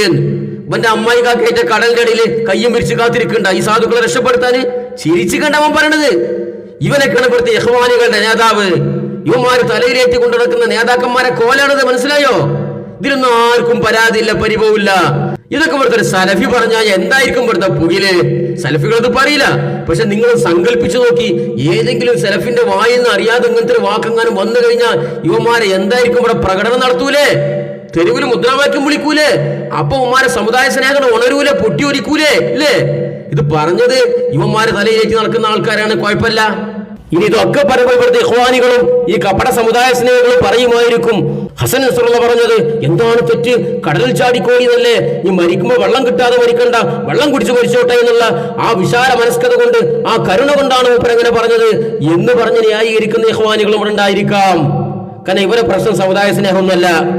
ഇനി സിറിയത്തെ കാര്യം കൂടി, ഇവിടെ ഉത്തരേന്ത്യയില് അല്ലെങ്കിൽ ബീഹാറില് UP-യിലോ മധ്യപ്രദേശിലോ ഇവിടുത്തെ സംഘികളുടെ പീഡനം ഭയന്നിട്ട് അവിടുന്ന് ആളുകൾ പലായനം ചെയ്യണമെങ്കിൽ ഏതെങ്കിലും ലോക്കൽ മുജാഹിദാരം ഇവിടുന്ന് പറയാണ്, നിങ്ങൾ പൊയ്യിൽ പോയി ചാടിക്കോളി എന്ന് പറഞ്ഞു കഴിഞ്ഞാൽ ഓന്റെ തലയും തലച്ചോറും കൊത്തിപ്പറിക്കൂല. നിങ്ങളെ സമുദായത്തിനോട് ഒലിക്കൂലപ്പോ നിങ്ങൾക്ക് എന്താണ് ഇതിലൊന്നൊരു വിഷമമില്ലാത്തത്? അപ്പൊ സത്യത്തിൽ എന്താ നിങ്ങളെ പ്രശ്നം? എന്താ നിങ്ങളെ അസുഖം? നിങ്ങൾ അസുഖം അറിഞ്ഞാൽ നമുക്ക് അതിന് ചികിത്സിക്കായിരുന്നു. സമുദായ സ്നേഹമാണ് ഈ ഒളിപ്പിക്കലിന്റെ കാരണം നിങ്ങൾ പറയണ്ട. അതിനേക്കാളും വലിയ കോമഡി വേറല്ല. ഇതൊക്കെ പറഞ്ഞുകൊണ്ടിരിക്കുന്ന ഇടയിൽ തന്നെ ഇയാൾ പറയാ, ഈ അനിൽ മുഹമ്മദ് പറയാണ്, അറബ് രാജ്യങ്ങള് നിങ്ങൾ സാമ്പത്തികമായൊക്കെ സഹായിച്ചിട്ടുണ്ടാകാം, എന്നാലും എന്താണ് പ്രശ്നം? കേട്ടോളി. നിങ്ങൾ ഒരുപാട് സമ്പത്ത് നൽകിയിട്ടുണ്ട്, ഇനിയും സമ്പത്ത് നൽകുമെന്ന് സ്റ്റേറ്റ്മെന്റുകളിൽ പറയുന്നുണ്ട്. ഇടയ്ക്കിടെ പ്രസ്താവനകളിൽ കൈവിടില്ലെന്ന് പറയുന്നുണ്ട്. പക്ഷേ കൈവിടില്ലെന്ന് പറയുന്ന പ്രസ്താവന അവരുടെ നെഞ്ചിൽ തറയ്ക്കുന്ന ബുള്ളറ്റുകൾക്ക് മതിയായതല്ല, അവരെ കൊന്നുതള്ളുന്നതിന് മതിയായതല്ല, അവരെ പട്ടിണിക്കിട്ട് നശിപ്പിക്കുന്നതിന് മതിയായതല്ല. അതുകൊണ്ട് മിഡിൽ ഈസ്റ്റിലെ രാജ്യമേ, മാനവികത ബാക്കിയുള്ള രാജ്യങ്ങളെ, നിങ്ങൾ ഉണർന്ന് ഈ വംശഹത്യ അത് തടയാൻ ശ്രമിക്കേണ്ടത് നിങ്ങളുടെ ബാധ്യതയാണ്. മൂപ്പര് മഹത്തായ നിർദ്ദേശമാണെന്ന്. അറബ് രാജ്യങ്ങളെ, നിങ്ങൾ ഒരുപാട് സാമ്പത്തികമായ സഹായങ്ങൾ നൽകിയിട്ടുണ്ട്, ഇനിയും നൽകുമെന്ന് പ്രഖ്യാപിച്ചിട്ടുമുണ്ട്. അതൊക്കെ നിങ്ങൾ കൊടുത്തേക്കാം. പക്ഷെ അതുകൊണ്ടൊന്നും മാത്രമൊന്നും കാര്യമില്ല. നിങ്ങൾ ഉണർന്ന് പ്രവർത്തിക്കണം. എങ്ങനെ ഉണർന്ന് പ്രവർത്തിക്കേണ്ടി അതും കൂടെ പറഞ്ഞുതരും. ഈ ഫലസ്തീനിലെ സഹോദരങ്ങൾ ഇന്ന് അനുഭവിച്ചുകൊണ്ടിരിക്കുന്ന പീഡനങ്ങൾക്ക് കാരണം ഈ അറബ് രാജ്യങ്ങളാണോ? അല്ല. ഇതിൽ ഏറ്റവും പ്രധാനപ്പെട്ട കാരണം ഈ ഹമാസ് എന്ന് പറയുന്ന അവിടുത്തെ ഭീകര സംഘടന തന്നെയാണ്. അവർ സൗദിയോട് ചോദിച്ചിട്ടാണോ ഇപ്പൊ ഇസ്രായേലിലെ ചെറിയിൽ പോയി തോണ്ടിയത്? തന്നെ അങ്ങനെയാണെങ്കിൽ ഓക്കെ, എന്ത് സൗദി പറഞ്ഞ ഹമാസിന്റെ നേതാക്കളെ വിളിച്ചിട്ട് നിങ്ങൾ പോയി കണ്ട് ഇസ്രായേലിൽ 4 അടിയൊടുക്കി, അതിന്റെ പിന്നാലെ വരുന്ന എല്ലാ ഭവിഷ്യത്തുകളും നമുക്ക് ഒരുമിച്ച് നേരിടാം എന്ന് പറഞ്ഞിട്ടാണ് ഹമാസ് ഈ എടുത്തുചാട്ടത്തിന് മുതിർന്നതെങ്കിൽ നിങ്ങൾക്ക് സൗദിന്റെ മണ്ടിയിൽ കയറിയ ഒരു ന്യായീകരണുണ്ടായിരുന്നു. ഇത് ഹമാസ് ചെയ്തത് എന്താ? അവിടെയുള്ള ആളുകളോട് പോലും ആലോചിക്കാതെ ഏതോ ഇസ്മായിൽ ഹനിയെ അച്ചങ്ങായിന്റെ മാത്രം തീരുമാനത്തിന്റെ അടിസ്ഥാനത്തിലാ ഈ ഇസ്രായേലിൽ പോയി ബോംബിട്ടത്. അയാളാണെങ്കിൽ ഇറാൻ അനുകൂലിയാണ്. അപ്പൊ ഇറാന്റെ തിരിപ്പാണ്. ഇപ്പൊ ഇസ്രായേലിനെതിരെ ഹമാസ് അടി തുടങ്ങിയത് ഇറാന്റെ തിരിപ്പുകാരനാണ്. അതിന്റെ പീഡനം അനുഭവിച്ചതോ അവിടുത്തെ പാവപ്പെട്ട നിരപരാധികളായ ഫലസ്തീനികളും. എന്തിനധികം അവിടെ ഫലസ്തീൻ പ്രസിഡന്റ് ഉണ്ടല്ലോ, മഹ്മൂദ് അബ്ബാസ് എന്ന് പറയുന്നത്. അദ്ദേഹത്തോട് പോലും കൂടി ആലോചിക്കാതെ പരിമിതമായ ആയുധ ശേഖരവും അംഗസംഖ്യയും മാത്രമുള്ള ഈ ഹമാസ് എന്ന് പറയുന്ന ഈ സംഘം നടത്തിയ ഇടപെടലിന്റെ തോന്നിയാസത്തിന്റെ അനന്തരഫലമാണ് ഇന്ന് ഫലസ്തീനുകൾ അനുഭവിച്ചുകൊണ്ടിരിക്കുന്നത്. എന്നാൽ അതിലും കുറ്റം സൗദിക്ക്. സൗദി ഇടപെടണല്ലോ. പറഞ്ഞിട്ടത്തോളം സൗദി പറഞ്ഞിട്ടാണ് ഹമാസ് ഇസ്രായേലിന്റെ ചെറിയിൽ പോയി തോണ്ടിയത്. നിങ്ങളൊന്ന് ആലോചിച്ച് നോക്കാൻ സുഹൃത്തുക്കളെ. ഇവിടെ ഈ കൊച്ചു കേരളത്തിലുള്ള കുറച്ച് ആൾക്കാര് ഇവിടെ കേരള ഗവൺമെന്റിനോടോ ഇന്ത്യ ഗവൺമെന്റിനോടോ ഒന്നും ആലോചിക്കാതെ പാകിസ്ഥാനിൽ പോയി കണ്ടൊരു ബോംബാണ് ഇട്ടു. എന്നിട്ട് അതിന്റെ അനന്തരഫലം എന്നോണം ഇവിടെ ആകെ പ്രശ്നം എന്ന് കൂട്ടിക്കോള്.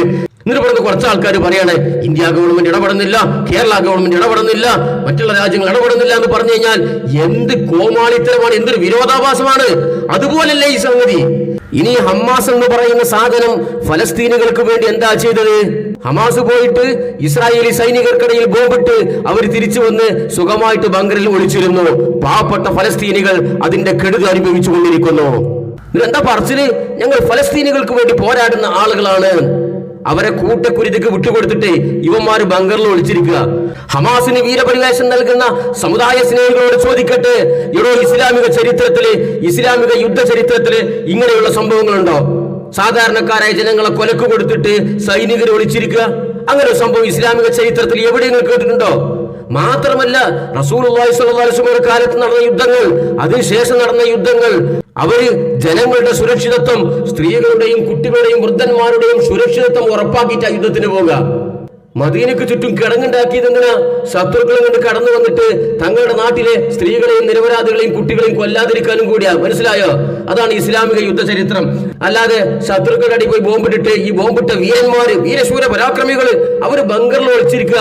ഈ സാധാരണക്കാരായ പട്ടിണി പാവങ്ങളും പിഞ്ചുമക്കളും സ്ത്രീകളും ഈ ഇസ്രായേലി പിശാചുകളുടെ നരനായാട്ടിന് വിധേയമായി ഇവിടെ പരക്കം പാഞ്ഞുകൊണ്ടിരിക്കുക. എന്നിട്ട് വെപ്പെന്താണ്? ഞങ്ങൾ ഫലസ്തീനികൾക്ക് വേണ്ടി പോരാടുന്നു. തേങ്ങാക്കൊലയാണത്, ഫലസ്തീനികൾക്ക് വേണ്ടി പോരാടുക. അത് കണ്ട് കൈയടിക്കുമ്പോൾ കുറെ സമുദായ സ്നേഹികള്, കാപ്പട സമുദായ സ്നേഹികള്. എന്നാൽ അപ്പുറത്ത് ഇസ്രായേൽ എന്താ ചെയ്യുന്നത്? ഒരു യുദ്ധം ഉണ്ടാകുമ്പോ അവരുടെ ജനങ്ങളെയെല്ലാം സുരക്ഷിതമായി ബങ്കറിൽ താമസിപ്പിക്കുന്നു, അവരുടെ ജനങ്ങളുടെ സുരക്ഷിതത്വം ഉറപ്പാക്കുന്നു, എന്നിട്ട് അവർ യുദ്ധമുഖത്തേക്ക് ഇറങ്ങുന്നു. ഇവിടെ നേരെ തിരിച്ചാണ്. എന്താണ് ഇതൊക്കെ അവസ്ഥ? എന്നാൽ ഇത്രയൊക്കെ ഇവന്മാര് ചെയ്തു കൂട്ടിയിട്ടും, ഈ ഹമാസ് ഇതുപോലെയുള്ള തോന്നിവാസങ്ങൾ ചെയ്തു കൂട്ടിയിട്ടും സൗദി അറേബ്യ മാറി നിൽക്കുന്നുണ്ടോ? മിണ്ടാതിരിക്കുന്നുണ്ടോ? ഫലസ്തീനികളെ സഹായിക്കാതിരിക്കുന്നുണ്ടോ? ഞങ്ങൾക്കെതിരെ യാതൊരു പങ്കുമില്ല എന്ന് പറഞ്ഞുകൊണ്ട് ഞങ്ങൾ അവരെ സഹായിക്കില്ല എന്ന് പറഞ്ഞ് മാറി നിൽക്കുന്നുണ്ടോ? സൗദി അറേബ്യ അവരുടെ എല്ലാ പവറും ഉപയോഗിച്ചുകൊണ്ട് ലോകരാജ്യങ്ങൾക്കിടയിൽ ഫലസ്തീൻ അനുകൂലമായ തരംഗമുണ്ടാക്കുന്നു, ഐക്യരാഷ്ട്രസഭയിൽ പ്രത്യേക ബില്ല് പാസാക്കുന്നു. ഇതെല്ലാം സൗദി അടക്കമുള്ള അറബ് രാജ്യങ്ങളുടെ ഇടപെടലിന്റെ ഫലമാണ്. മനസ്സിലായോ? എന്നിട്ട് അതിനെയും പരിഹസിക്കുക. അറബ് രാജ്യങ്ങൾ അന്താരാഷ്ട്ര തലത്തിൽ നടത്തുന്ന നയതന്ത്ര ഇടപെടലുകള്, ചർച്ചകള്, സെമിനാറുകള്, അതിന്റെ ഫലമായി ഉണ്ടാകുന്ന ഓരോ പ്രവർത്തനങ്ങള്, അതിനും കളിയാക്കുന്നത് ഇവിടെയുള്ള അറബ് രാജാക്കന്മാർ വിദേശത്തൊക്കെ പോയിട്ട് ഫലസ്തീന്റെ പേരിൽ ചർച്ച നടത്തിയിട്ട് അവിടെ മന്തി നിന്നിട്ട് കാവ കുടിച്ചിട്ട് സമയം പോക്കുകയാണ്. ഇവിടെയുള്ള ചില യഹ്വാനുകൾ ചെലച്ചുകൊണ്ടിരിക്കുന്നത്. മനസ്സിലായോ? പറഞ്ഞിട്ടതോണം അറബ് രാജാക്കന്മാര് മന്തിയും കാവ്യം കിട്ടാതെ പട്ടിണി നടക്കുകയാണ്. ഇവിടെ അന്താരാഷ്ട്ര തലത്തില് ഒരു കാര്യം, ഒരു തീരുമാനത്തിൽ എത്തിക്കൽ ഇങ്ങനെയൊക്കെ തന്നെയാണ്. കുറെ കൂടിയിരിക്കും, ചർച്ചകൾ ചെയ്യും, അതിന്റെ ഫലമായി പല റിസൾട്ടുകൾ ഉണ്ടാകും. അത്തരം ഒരു റിസൾട്ടാണ് ഇപ്പൊ ഏറ്റവും ഒടുവിൽ ഈ ഐക്യരാഷ്ട്രസഭയിൽ അമേരിക്കയും ഇസ്രായേലിനെയും വരെ മാറ്റി നിർത്തിക്കൊണ്ട് 100 ചില്ലാനം രാജ്യങ്ങൾ ഫലസ്തീനെ ഒരു സ്വതന്ത്ര രാജ്യമായി പ്രഖ്യാപിച്ചുകൊണ്ടുള്ള തീരുമാനം വന്നത്. ഇത് അറബ് രാജാക്കന്മാർ പോയി കണ്ട് കാവ്യം മന്ത്യം കുടിച്ചുകൊണ്ട് ബടായി ഉറഞ്ഞ് പിരിഞ്ഞുകൊണ്ടുണ്ടായതല്ല. മനസ്സിലായോ? അവനവന്റെ നിലവാരം അനുസരിച്ച് അറബ് രാജാക്കന്മാരെ വിലയിരുത്തരുത്. നിങ്ങൾ ചിലപ്പോൾ മീറ്റിങ്ങിലൊക്കെ പോകേണ്ട അതിനായിരിക്കും. ഇവിടെ നടക്കുന്നുണ്ടല്ലോ ഫലസ്തീന്റെ പേരിൽ പല ചർച്ചകളും സെമിനാറുകളും സിമ്പോസിയങ്ങളും ഒക്കെ വൈറ്റിട്ട് കുറെ ആൾക്കാരെന്ന് പ്രസംഗിക്കുന്നു, അങ്ങനെയൊക്കെ നടക്കുന്നുണ്ടല്ലോ. നിങ്ങൾ ഈ മീറ്റിംഗ് ഒക്കെ നടത്തുന്നതും ഈ സിമ്പോസിയങ്ങളും ചർച്ചകളൊക്കെ നടത്തുന്നത് ചായ കുടിച്ചാലും അണ്ടിപ്പരിപ്പിന്നാനും ബദാം പരിപ്പിന്നാനും തന്നെ അങ്ങനെ ആയിരിക്കും. അതുകൊണ്ടായിരിക്കും അറബ് രാജാക്കന്മാർ നമ്മളെ പോലെ തന്നെ നിങ്ങൾക്ക് തോന്നുന്നത്. അല്ലെ, ഞങ്ങൾ ചോദിക്കട്ടെ, നിങ്ങൾ നടത്തുന്ന ഈ മീറ്റിംഗില് ഇവിടുത്തെ ഇഖ്വാനുകൾ അടക്കമുള്ള സമുദായ സ്നേഹികൾ നടത്തുന്ന മീറ്റിംഗുകൾ ഉണ്ടല്ലോ, ഫലസ്തീനും വേണ്ടിയുള്ള സിമ്പോസിയങ്ങൾ, ചർച്ചകൾ, നിങ്ങൾ എന്താ അവിടെ തീരുമാനിക്കല്? അവിടെ എന്താ നിങ്ങൾ ചർച്ച ചെയ്യല്? ആ ചർച്ച കൊണ്ടും ആ മീറ്റിംഗ് കൊണ്ടും ഫലസ്തീനികൾക്ക് എന്താണ് ഗുണം? നിങ്ങളൊന്ന് പറയും. എന്താണ് മീറ്റിംഗിന്റെ അജണ്ടകള്? എന്താണ് അവിടുത്തെ ചർച്ചന്റെ അനന്തരഫലങ്ങള്? അതുകൊണ്ട് ഇത്തരം ചർച്ചകളിലും മീറ്റിങ്ങുകളൊക്കെ ഈ നെതന്യാഹുവിന്റെ പ്രതിനിധിനെ വിളിച്ചെടുത്തിട്ട് ഇങ്ങനെ എല്ലാവരും വികാരം പ്രകടിപ്പിച്ചുകൊണ്ടും അയാളെ മൂന്നൊക്കെ ഇങ്ങനെ ചെള്ളക്കടിക്കലുണ്ട്. നിങ്ങൾ എന്തെങ്കിലും ഈ പറഞ്ഞുകൊണ്ടിരിക്കുന്നത്? അപ്പൊ സഹോദരങ്ങളെ, ഇവന്മാരിവിടെ പുലമ്പിക്കൊണ്ടിരിക്കുന്നത് പോലെയൊന്നുമല്ല കാര്യങ്ങള്. സൗദി അറേബ്യ അടക്കമുള്ള അറബ് രാജ്യങ്ങൾ അവർക്ക് ചെയ്യാൻ പറ്റുന്നതൊക്കെ യഥാസമയം ചെയ്തുകൊണ്ടിരിക്കുന്നുണ്ട്. സാമ്പത്തികമായി കോടാനുകോടിയുടെ ഡോളർ സഹായം ചെയ്തുകൊണ്ടിരിക്കുന്നുണ്ട്. അന്താരാഷ്ട്ര തലത്തിൽ ചർച്ചകൾ ഫലസ്തീനികൾക്ക് അനുകൂലമായി നടന്നുകൊണ്ടിരിക്കുന്നു, തീരുമാനങ്ങൾ വന്നുകൊണ്ടിരിക്കുന്നു. അതിനെല്ലാം പുറമെ അകമഴിഞ്ഞുകൊണ്ട് അള്ളാഹുവിനോട് പ്രാർത്ഥിച്ചു കൊണ്ടിരിക്കുന്നു. ഇതൊന്നും പോരാ. നാളെ സൗദി രാജാവും കുറച്ച് സൈന്യങ്ങളും ഇസ്രായേലിനെതിരാണ് പടയൊരുക്കം നടത്തണം, യുദ്ധം എടുത്ത് തുടങ്ങണം എന്നാണ് നിങ്ങൾ പറയുന്നത്. ആത്മഹത്യാപരമായ സമീപനം സ്വീകരിക്കണമെന്നാണോ നിങ്ങൾ പറയുന്നത്? ആണവ ശക്തിയായ ഇറാന് സാധിക്കാത്ത കാര്യം ആണവായുധം കയ്യിലില്ലാത്ത സൗദിക്കും മറ്റ് അറബ് രാജ്യങ്ങൾക്കും സാധിക്കുമെന്നാണോ നിങ്ങൾ പറയുന്നത്? അത്തരം ആത്മഹത്യാപരമായ സമീപനങ്ങൾ കൊണ്ട്, വൈകാരികത കൊണ്ട് എല്ലാ വിഷയങ്ങളിലും സമുദായത്തിന് കിട്ടുന്ന റിസൾട്ട് എന്താണ്? ഗുണമാണോ ദോഷമാണോ? വൈകാരികതയുടെ അനന്തരഫലം എന്താണ്? അത് അനിൽ മുഹമ്മദ് തന്നെ മറുപടി പറയട്ടെ, കേട്ടോളി. ചില കൊലപാതകങ്ങൾ, വാഹനാപകടങ്ങൾ, ദുരന്തങ്ങളൊക്കെ നടക്കുമ്പോൾ അവിടെ രക്തം തളം കെട്ടി നിന്നു എന്ന് നമ്മൾ പറയാറുണ്ട്. ഈ മുസ്ലിം സമുദായത്തിലെ പല പ്രശ്നങ്ങളോടും പ്രതികരിക്കുമ്പോൾ ആ പ്രതികരിക്കുന്ന രീതിയിൽ അതിന്റെ തൊട്ടടുത്ത് തന്നെ വികാരം തളം കെട്ടി നിന്നു എന്ന് പറയേണ്ടതുണ്ട്. ആ വികാരം കൊണ്ട് എന്തെങ്കിലും ഗുണമുണ്ടായോ ദോഷമുണ്ടായോ എന്ന് പിന്നെ ചിന്തിക്കുമ്പോൾ ദോഷം മാത്രമാണ് ഉണ്ടായത് എന്ന് മനസ്സിലാക്കേണ്ട ഒരു ഉത്തരവാദിത്തം കൂടി പിന്താളുകൾ മറിച്ചു നോക്കുന്ന ഈ സമുദായത്തിലെ പ്രഗത്ഭന്മാരും വികാരികളും വികാരപൂർവ്വം ആവേശം കൊള്ളുന്നവരും ഒന്ന് ഉൾക്കൊള്ളേണ്ടത് വളരെ ആവശ്യമുള്ള കാര്യമാണ്. ഇത് പറയുമ്പോൾ ഞാൻ പറയുന്നതിനെയും വികാരം മാറ്റിവെച്ച് കേൾക്കേണ്ടതാണ്. ദയവായി ഇത് പറയുന്നത് ഭയം കൊണ്ടാണ്, പേടിച്ചതുകൊണ്ടാണ്, വേറെന്തെങ്കിലും വേണ്ടിയാണ് എന്നൊക്കെ പറയരുത്. കാരണം അങ്ങനെ പറഞ്ഞവരെല്ലാം ഇപ്പോ പല സ്ഥലങ്ങളിൽ പലയിടങ്ങളിൽ പല രീതിയിൽ പെട്ട് കുഴഞ്ഞു കിടക്കുന്നു എന്നതാണ് ഒരു പച്ചയായ സത്യം. അതുകൊണ്ട് ഈ സമുദായത്തെ വികാരം നയിക്കാൻ തുടങ്ങിയ കാലം മുതൽ ഇതിനുണ്ടായ ചില സംഗതികളെക്കുറിച്ചാണ് എനിക്ക് പറയാനുള്ളത്. ക്ഷമാപൂർവ്വം കേൾക്കണം, നിങ്ങൾക്ക് വ്യക്തമായി പ്രതികരിക്കുകയും ചെയ്യാം. അപ്പൊ എല്ലാവരും ക്ഷമയോട് കൂടി കേൾക്കണം, എന്നിട്ട് പ്രതികരിക്കുമ്പോൾ ക്ഷമാപൂർവ്വം കേട്ടിട്ടുണ്ട്, പ്രതികരിക്കാൻ തന്നെയാണ് തീരുമാനം. എന്താ മൂപ്പര പറഞ്ഞത്? ഇത് ഫലസ്തീനും സൗദി അറേബ്യ ഇസ്രായേലും എന്നല്ല മൂപ്പര വിഷയം. ഇത് ഇന്ത്യയിലുള്ള സംഭവവികാസങ്ങളെ കുറിച്ചാണ് മൂപ്പര് ഈ പക്വതയോട് കൂടി സംസാരിക്കുന്നത്. എന്താ വിഷയം? ഇന്ത്യയിലുള്ള സംഘപരിവാർ, ഇവിടുത്തെ RSS, അവർക്കെതിരെ ചില ആളുകള്, ചില സംഘങ്ങള് വികാരപൂർവ്വം പ്രവർത്തിച്ചതിന്റെ അനന്തരഫലങ്ങൾ, അതിന്റെ തിക്തഫലങ്ങൾ മൂപ്പര് സമുദായത്തെ പക്വതയോട് കൂടി ഓർമ്മിപ്പിക്കുകയാണ്. അപ്പൊ വികാര സമുദായത്തെ എന്തൊക്കെ നയിക്കാൻ തുടങ്ങിയിട്ടുണ്ടോ അന്നൊക്കെ അതിന്റെ ദുരന്തം സമുദായം അനുഭവിക്കാൻ തുടങ്ങിയിട്ടുണ്ട്. ഇത് പറയണത് പേടികൊണ്ടൊന്നല്ല, ഭയം കൊണ്ടൊന്നല്ല, മൂപ്പർക്ക് പക്വത കൊണ്ട് തലയിൽ കയറിയിട്ട് സമുദായത്തിനെ ഉത്ബോധിപ്പിക്കണം. മൂപ്പര് എന്ത് വികാരം കൊണ്ട് കാര്യമില്ല, വൈകാരികമായ ഇടപെടല് എല്ലാ കാലത്തും സമുദായത്തിന് നാശം മാത്രമേ നൽകിയിട്ടുള്ളൂ. അത് ഇന്ത്യയിലെ സാഹചര്യം വന്നപ്പോഴാണ് മൂപ്പർക്ക് ഓർമ്മ വന്നത്. അത് ഓർമ്മ വരും, കാരണം ഇന്ത്യയിലുള്ള മൂപ്പര് നിൽക്കുന്നത്, മൂപ്പരെ പോലുള്ള ആളുകൾ നിൽക്കുന്നത്. ഇത് മേത്ത് പരിക്ക് പറ്റുന്ന കേസാണ്. ഇവിടെ നിന്ന് കണ്ട് വികാരപൂർവ്വം എന്ന് പറയട്ടെ മൂപ്പര്. സൗദിനോട് പറഞ്ഞ പോലെ, അറബ് രാജ്യങ്ങളോട് പറഞ്ഞ പോലെ ഇവിടുത്തെ മുസ്ലിങ്ങളുടെ കാര്യത്തിലും പറയാൻ മൂപ്പർക്ക് ബാധ്യതയല്ലേ? മുസ്ലിം സഹോദരങ്ങളെ, നിങ്ങൾ എന്താണ് നിഷ്ക്രിയത്വം പാലിക്കുന്നത്? നിങ്ങൾ അള്ളാഹുവിന്റെ മുമ്പിൽ കണക്ക് പറയേണ്ടി വരും. വല്ലാഹി വല്ലാഹി വല്ലാഹി സുമ്മ വല്ലാഹി, നിങ്ങൾ നിഷ്ക്രിയരായി നിൽക്കരുത്, സാക്ഷികളായി നിൽക്കരുത്, പ്രതികരിക്കൂ എന്ന് അറബ് രാജ്യങ്ങളോടും സൗദി അറേബ്യയോടും പറയുന്നത് പോലെ തന്നെ ഇവിടുത്തെ സംഘികൾക്കെതിരെ ഇറങ്ങി പുറപ്പെട്ട ആളുകളോട് പറയേണ്ട ആളല്ലേ അനിൽ മുഹമ്മദ്? എന്താ മൂപ്പർക്ക് വികാരം പാടില്ല, പക്വപരമായിട്ട് ഇടപെടണമെന്ന് പറയാൻ തോന്നാൻ കാരണം എന്താ? അതിന് ചില കാരണങ്ങളുണ്ട്. മൂപ്പര അനുഭവം മൂപ്പര ബോധ്യപ്പെടുത്ത കാര്യങ്ങളാണ്. മൂപ്പരനെ പറയട്ടെ. അദ്വാനി രഥയാത്ര നടത്തുന്ന ഒരു ഘട്ടമൊക്കെ ആയപ്പോഴാണ് ഇതിന്റെ ഒരു വികാരമൂർച്ചയും വികാര തള്ളലുമൊക്കെ പരമകോടിയിലേക്ക് എത്തുന്നത്. അപ്പോഴേക്ക് ഈ സമൂഹത്തിൽ വിവിധ ചേരികൾ രൂപപ്പെട്ടു തുടങ്ങി. ഹിന്ദുമത വിശ്വാസികൾക്കിടയിൽ ഒരു കൂട്ടം ആളുകൾ ഈ RSS അല്ലെങ്കിൽ അത്തരം ആശയങ്ങളോട് ആഭിമുഖ്യമുള്ളവരായി, മറുവശത്ത് അത്തരം സംഘാടനത്തിനുള്ള വേദികളോ അഭിപ്രായങ്ങളോ ഒന്നും ഉണ്ടായിരുന്നില്ല. അന്നാണ് കേരളത്തിൽ അബ്ദുൽ നാസർ മഅ്ദനി പ്രത്യക്ഷപ്പെടുന്നത്. അദ്ദേഹത്തിന്റെ പ്രസംഗങ്ങൾ തീപിടിപ്പിച്ചു. മൈക്ക് ആവേശോജ്വലമായ വാക്കുകൾ ചൊരിഞ്ഞ് ഭയങ്കര സന്തോഷപൂർവ്വം എല്ലാവരും മുന്നേറി. അങ്ങനെ ISS പിറന്നു. ഈ ISS പിറക്കുന്ന സമയത്തും ആ ആവേശം ഒരു ശാശ്വതമായി ഗുണകരമായ ഒന്നല്ലെന്നും അത് അത്ര ഗുണകരമായി സമൂഹത്തിനും സമുദായത്തിനും മാറില്ലെന്നും പറഞ്ഞ പ്രബലമായ വിഭാഗങ്ങൾ മുസ്ലിങ്ങളുടെ കൂട്ടത്തിൽ തന്നെ ഉണ്ടായിരുന്നു. പള്ളികൾ കേന്ദ്രീകരിച്ചും അത്തരം കാര്യങ്ങളുമൊക്കെയായി അവരെ പിന്നീട് പലതരത്തിൽ വിരട്ടുന്ന രൂപത്തിലേക്കുമൊക്കെ എത്തിയാണ് ഇതിന് ഭയങ്കര പരിശീലനവും അത്തരം കാര്യങ്ങളുമൊക്കെയായി മുന്നേറിയത്. അങ്ങനെ മുന്നേറിയിരിക്കുമ്പോഴാണ് ബോംബേറും അത്തരം കാര്യങ്ങളൊക്കെ ഉണ്ടായി. ISS നിരോധിക്കുകയും അതിന്റെ പേരിൽ ഒരുപാട് മനുഷ്യർ ഈ പറയുന്ന തെക്കൻ കേരളത്തിലാണ് ഏറ്റവും കൂടുതൽ അതിൽ അപകടത്തിൽപ്പെട്ടത്. എന്റെ സ്ഥലത്തിനടുത്തുള്ള ഓച്ചിറ എന്ന് പറയുന്ന പ്രദേശത്തും കരുനാഗപ്പള്ളിയുടെ വ്യത്യസ്ത മേഖലകളിലുമൊക്കെ വളരെ കൂലിപ്പണിക്കാരായ, ജോലിക്കാരായ, താഴ്ന്ന നിലവാരത്തിൽ ജീവിക്കുന്ന, നിലവാരം എന്ന് പറയുമ്പോൾ സാമൂഹ്യമായി ജീവിക്കുന്ന, വികാരാവേശം കൊള്ളുന്ന ഒരുപാട് മനുഷ്യർ വഴിയാധാരമായി, പാപ്പരായി, ഗൾഫിൽ പോകുന്ന അവസ്ഥ നഷ്ടപ്പെട്ടു, കേസുകളിൽ കുടുങ്ങി, കച്ചവടം നഷ്ടപ്പെട്ടു, നാട് വിട്ടുപോയി ഒക്കെ ചെയ്തു. അപ്പോഴും ഇത് മുതലാക്കി വിജയിച്ച, ലാഭം കൊയ്ത കുടിലതന്ത്രക്കാരായ പലരുമുണ്ട്. അബ്ദുൽ നാസർ മഅ്ദനി ഉസ്താദ് രോഗക്കിടക്കയിലാണ്. അദ്ദേഹത്തെ ഇപ്പം ഞാൻ അതിനെക്കുറിച്ചൊന്നും പറയുന്നില്ല. അതിനെക്കുറിച്ചൊന്നും തൽക്കാലം പറയാതിരിക്കലാണ് ഉചിതമാവുക. പക്ഷേ അന്ന് ഇത്തരം സംഗതികളൊക്കെ ഉണ്ടായി. അദ്ദേഹവും അപ്രത്യക്ഷനായതിനു ശേഷം പിന്നീട് ഈ പിടിച്ചുകൊണ്ടുപോയവരെ ജാമ്യത്തിലിറക്കാൻ പോലും ആരുമില്ലാതെ തെക്ക് വടക്ക് തേരാപ്പാര അവർ നടന്ന് ഒരു കാലത്ത് ഈ ISS എന്ന് പറയുന്ന സംഘടന കൊണ്ട് തെറി പറഞ്ഞ മുസ്ലിം വിഭാഗത്തിലെ അഡ്വക്കേറ്റുമാരുടെയും അഭിഭാഷകരുടെയും മറ്റിതര പാർട്ടികളിൽപ്പെട്ടവരുടെയും ഒക്കെ വീടുകളിൽ ഇവർ കയറി ഇറങ്ങേണ്ടി വരുന്ന സ്ഥിതി വന്നു. അന്ന് അവരെക്കുറിച്ച് പറഞ്ഞത് ഈ പേടിത്തൊണ്ടന്മാർ, പേടിക്കുന്നവർ, വസ്തുവും മുതലുള്ളവർ, മുട്ടിലെഴയുന്നവർ, നക്കുന്നവർ എന്നൊക്കെയാണ് മറ്റേയുള്ള ആളുകൾ വിളിച്ചത്. വരട്ടെ സത്യം ഇങ്ങോട്ട് ഛർദിച്ചൂട്. എന്താ പറഞ്ഞെന്നറിയോ? രഥയാത്രയ്ക്ക് ശേഷം, അദ്വാനി നടത്തിയ രഥയാത്രയ്ക്ക് ശേഷം ഇന്ത്യയിലുണ്ടായ വർഗീയ ധ്രുവീകരണം, അതിന്റെ പിന്നാലെ ഉണ്ടായ ബാബരി മസ്ജിദ് ധ്വംസനം, അങ്ങനെ പിന്നീട് ISS അബ്ദുൽ നാസർ മഅ്ദനി രൂപീകരിച്ച ചില വൈകാരിക സംഘങ്ങൾ, വികാരപരമായി ആക്രോശിക്കുന്ന ചില സംഘങ്ങൾ, ആ സംഘങ്ങളുടെ പ്രവർത്തനം മൂലം ഇവിടെ ഉണ്ടായ ദുരന്തങ്ങൾ അന്ന് സമുദായത്തിലെ പക്വമതികളായ ആളുകൾ പറഞ്ഞിരുന്നു, ഈ പോക്ക് നല്ലതിനല്ല, അപകടത്തിലേക്കാണ് ഈ പോക്ക്, ഇതുകൊണ്ട് ഒരു ഫലവും ഉണ്ടാകാൻ പോകുന്നില്ല, ഇത് സമുദായത്തിന് ആത്യന്തികമായി നഷ്ടമേ വരുത്തൂ എന്ന് പറഞ്ഞിരുന്നു.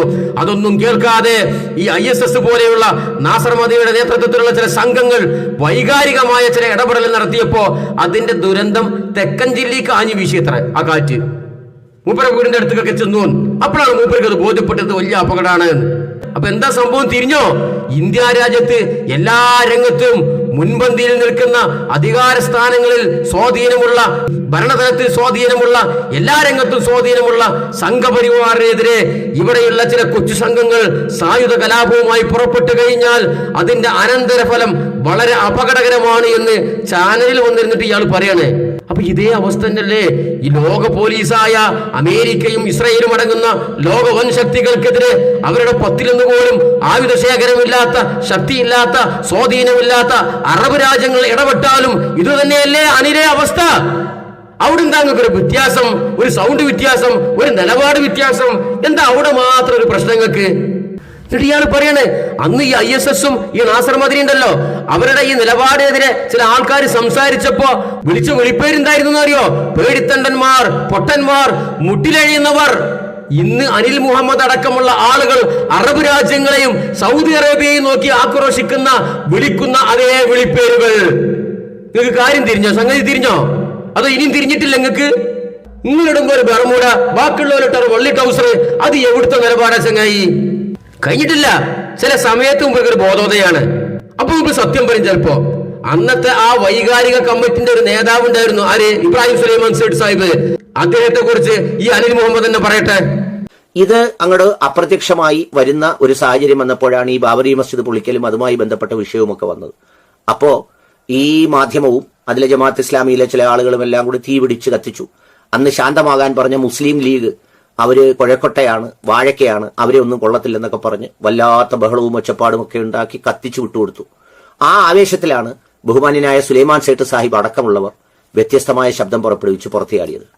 പിന്നെ അദ്ദേഹത്തിന്റെ അവസ്ഥ എന്തായി? യഥാർത്ഥത്തിൽ ആ മനുഷ്യൻ ഇതിനകത്തുണ്ടായിരുന്നെങ്കിൽ എത്രയോ ഗുണകരമായ ആ സ്ഥാനമാനങ്ങളൊക്കെ വെച്ച് അദ്ദേഹത്തിന്റെ വാക്കുകളും അദ്ദേഹത്തിന്റെ അനുഭവ സമ്പത്തും ഒക്കെ എത്ര കരുത്താകുമായിരുന്നു.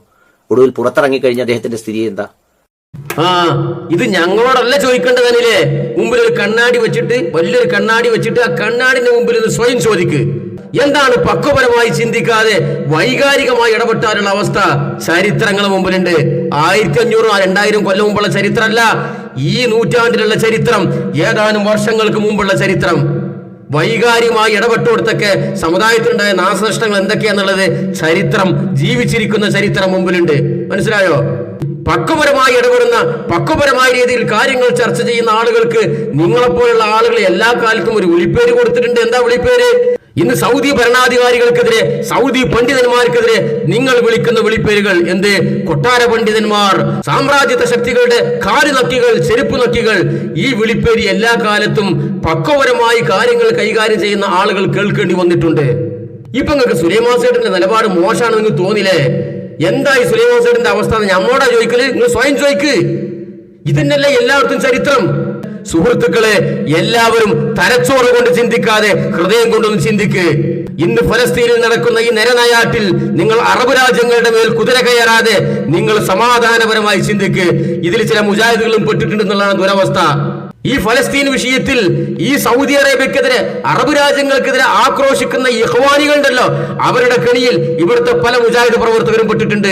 അവരിപ്പോ പറഞ്ഞുകൊണ്ടെടുക്കാണ് അറബ് രാജ്യങ്ങൾ മൊണ്ണകളാണ്, മണ്ടന്മാരാണ്, വിഡ്ഢികളാണ്, കൊട്ടാര പണ്ഡിതന്മാരാണ്, സാമ്രാജ്യത്വ ശക്തികളുടെ അടിമകളാണ്. ഈ പല്ലവി ഇവിടെ പല ആളുകളും ആവർത്തിച്ചു കൊണ്ടിരിക്കുകയാണ്.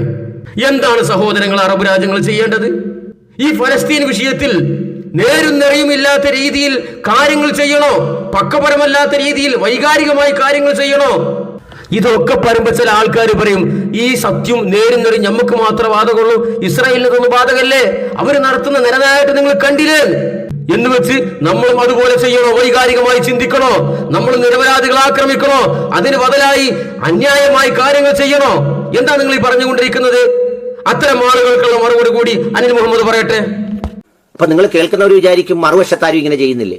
നിങ്ങൾ മനസ്സിലാക്കേണ്ടത്, ചില കാലുവേദന, കൈവേദന, നെഞ്ചുവേദനയൊക്കെ ആയിട്ടൊക്കെ ചെല്ലുമ്പോൾ ഡോക്ടർമാർ പറയാറില്ലേ ESRന്റെ അളവ് വളരെ കൂടുതലാണ്, അത് കൺട്രോൾ ചെയ്തെങ്കിലേ വേദന മാറുള്ളൂ എന്ന് പറയുന്നത് പോലെ നമ്മുടെ രാജ്യത്തെ ആകെയും മനസ്സുകളിൽ ബാധിച്ചിരിക്കുന്ന ഒരു വലിയ ബാധയുണ്ട്. അത് നിലനിൽക്കുന്ന സമൂഹത്തിലാണ് ജീവിക്കുന്നത്. അപ്പൊ അതുകൊണ്ട് അതിലൊരു തിരിച്ചറിവുണ്ടാവണം. എന്ത് നേടി എന്നിട്ട് പിടിച്ച് തപ്പി അകത്തിട്ട് വാരി തൂത്തുവാരിയിട്ട് എന്തെങ്കിലും ആരെങ്കിലും എവിടെയെങ്കിലും പ്രതികരിച്ചോ? കൊല്ലുമ്പോ തിരിച്ച് അതേ നാണയത്തിൽ തിരിച്ചു കൊല്ലാൻ രംഗത്തിറങ്ങി. ആവേശപൂർവ്വം എല്ലാവരും കൈയടിച്ചു. ഓരോന്ന് കഴിയുമ്പോഴും എല്ലാവരും പ്രതീക്ഷയോടെ കാത്തിരുന്നു. അടുത്തത് എവിടെ നടക്കാൻ പോകുന്നത്, അടുത്ത് നടക്കുമ്പോൾ കിട്ടിപ്പോയി. നിയമത്തിന്റെ ചക്രം ഉരുണ്ടപ്പോൾ എന്ത് സംഭവിച്ചു? ഒരു കൊലപാതകം നടത്തിയത് ഭീകരതയുമായി, മറ്റൊന്ന് അനിവാര്യവുമായി മാറി. എന്നിട്ട് എന്തായി? ഒരു പ്രതിയുടെ ആളുകൾക്ക് കുറ്റപത്രം കൊടുത്തു, ജാമ്യം കിട്ടി, അതിന്റെ വിചാരണ തുടങ്ങി. മറുവശത്ത് ചോദിക്കാനും പറയാനും ആളുമില്ലാതെ ഒരു വശത്ത് ആളുകളുണ്ട്. ഇതൊക്കെ വികാരമാണെന്ന് പറഞ്ഞാൽ അന്ന് എനിക്ക് പുറത്തിറങ്ങാൻ പറ്റുമോ? നമ്മളെ വിടുവോ? നീയൊക്കെ പേടിച്ചു കൂറിയാണ്, നീയൊക്കെ മണ്ടനാണ്, നീയൊക്കെ അങ്ങനെയാണ്, നീ മരിക്കാൻ അങ്ങനെയാണ്, നീ മരിക്കാൻ ഇങ്ങനെയാണ്, എന്നിട്ട് ബാക്കിയൊക്കെ സംഭവിച്ചിട്ട് എത്ര പേര് മരിച്ചു? എന്താ പോയി പറഞ്ഞുകൊണ്ടിരിക്കുന്നത്? അപ്പൊ ഇന്ത്യയിലുള്ള മുസ്ലിങ്ങൾക്ക് വേറെ നിയമം, ഇന്ത്യക്ക് പുറത്തുള്ള മുസ്ലിങ്ങൾക്ക് വേറെ നിയമം. ഇന്ത്യയിലുള്ള മുസ്ലിങ്ങളുടെ കാര്യത്തിൽ വേറെ വികാരം, ഇന്ത്യക്ക് പുറത്തുള്ള ഫലസ്തീൻ പോലുള്ള മുസ്ലിം രാജ്യങ്ങളിലെ മുസ്ലിങ്ങൾക്ക് വേറെ വികാരം. അങ്ങനെയുണ്ടോ? ലോകത്തുള്ള മുസ്ലിങ്ങളും പീഡനം അനുഭവിക്കുന്ന എല്ലാ ആളുകളും നമ്മളുടെ സഹോദരി സഹോദരന്മാര് തന്നെയല്ലേ? ലോകത്തുള്ള ഏതൊരു മുസ്ലിമിന് വേദനിച്ചാലും നമ്മുടെ ഹൃദയം വേദനിക്കണ്ടേ?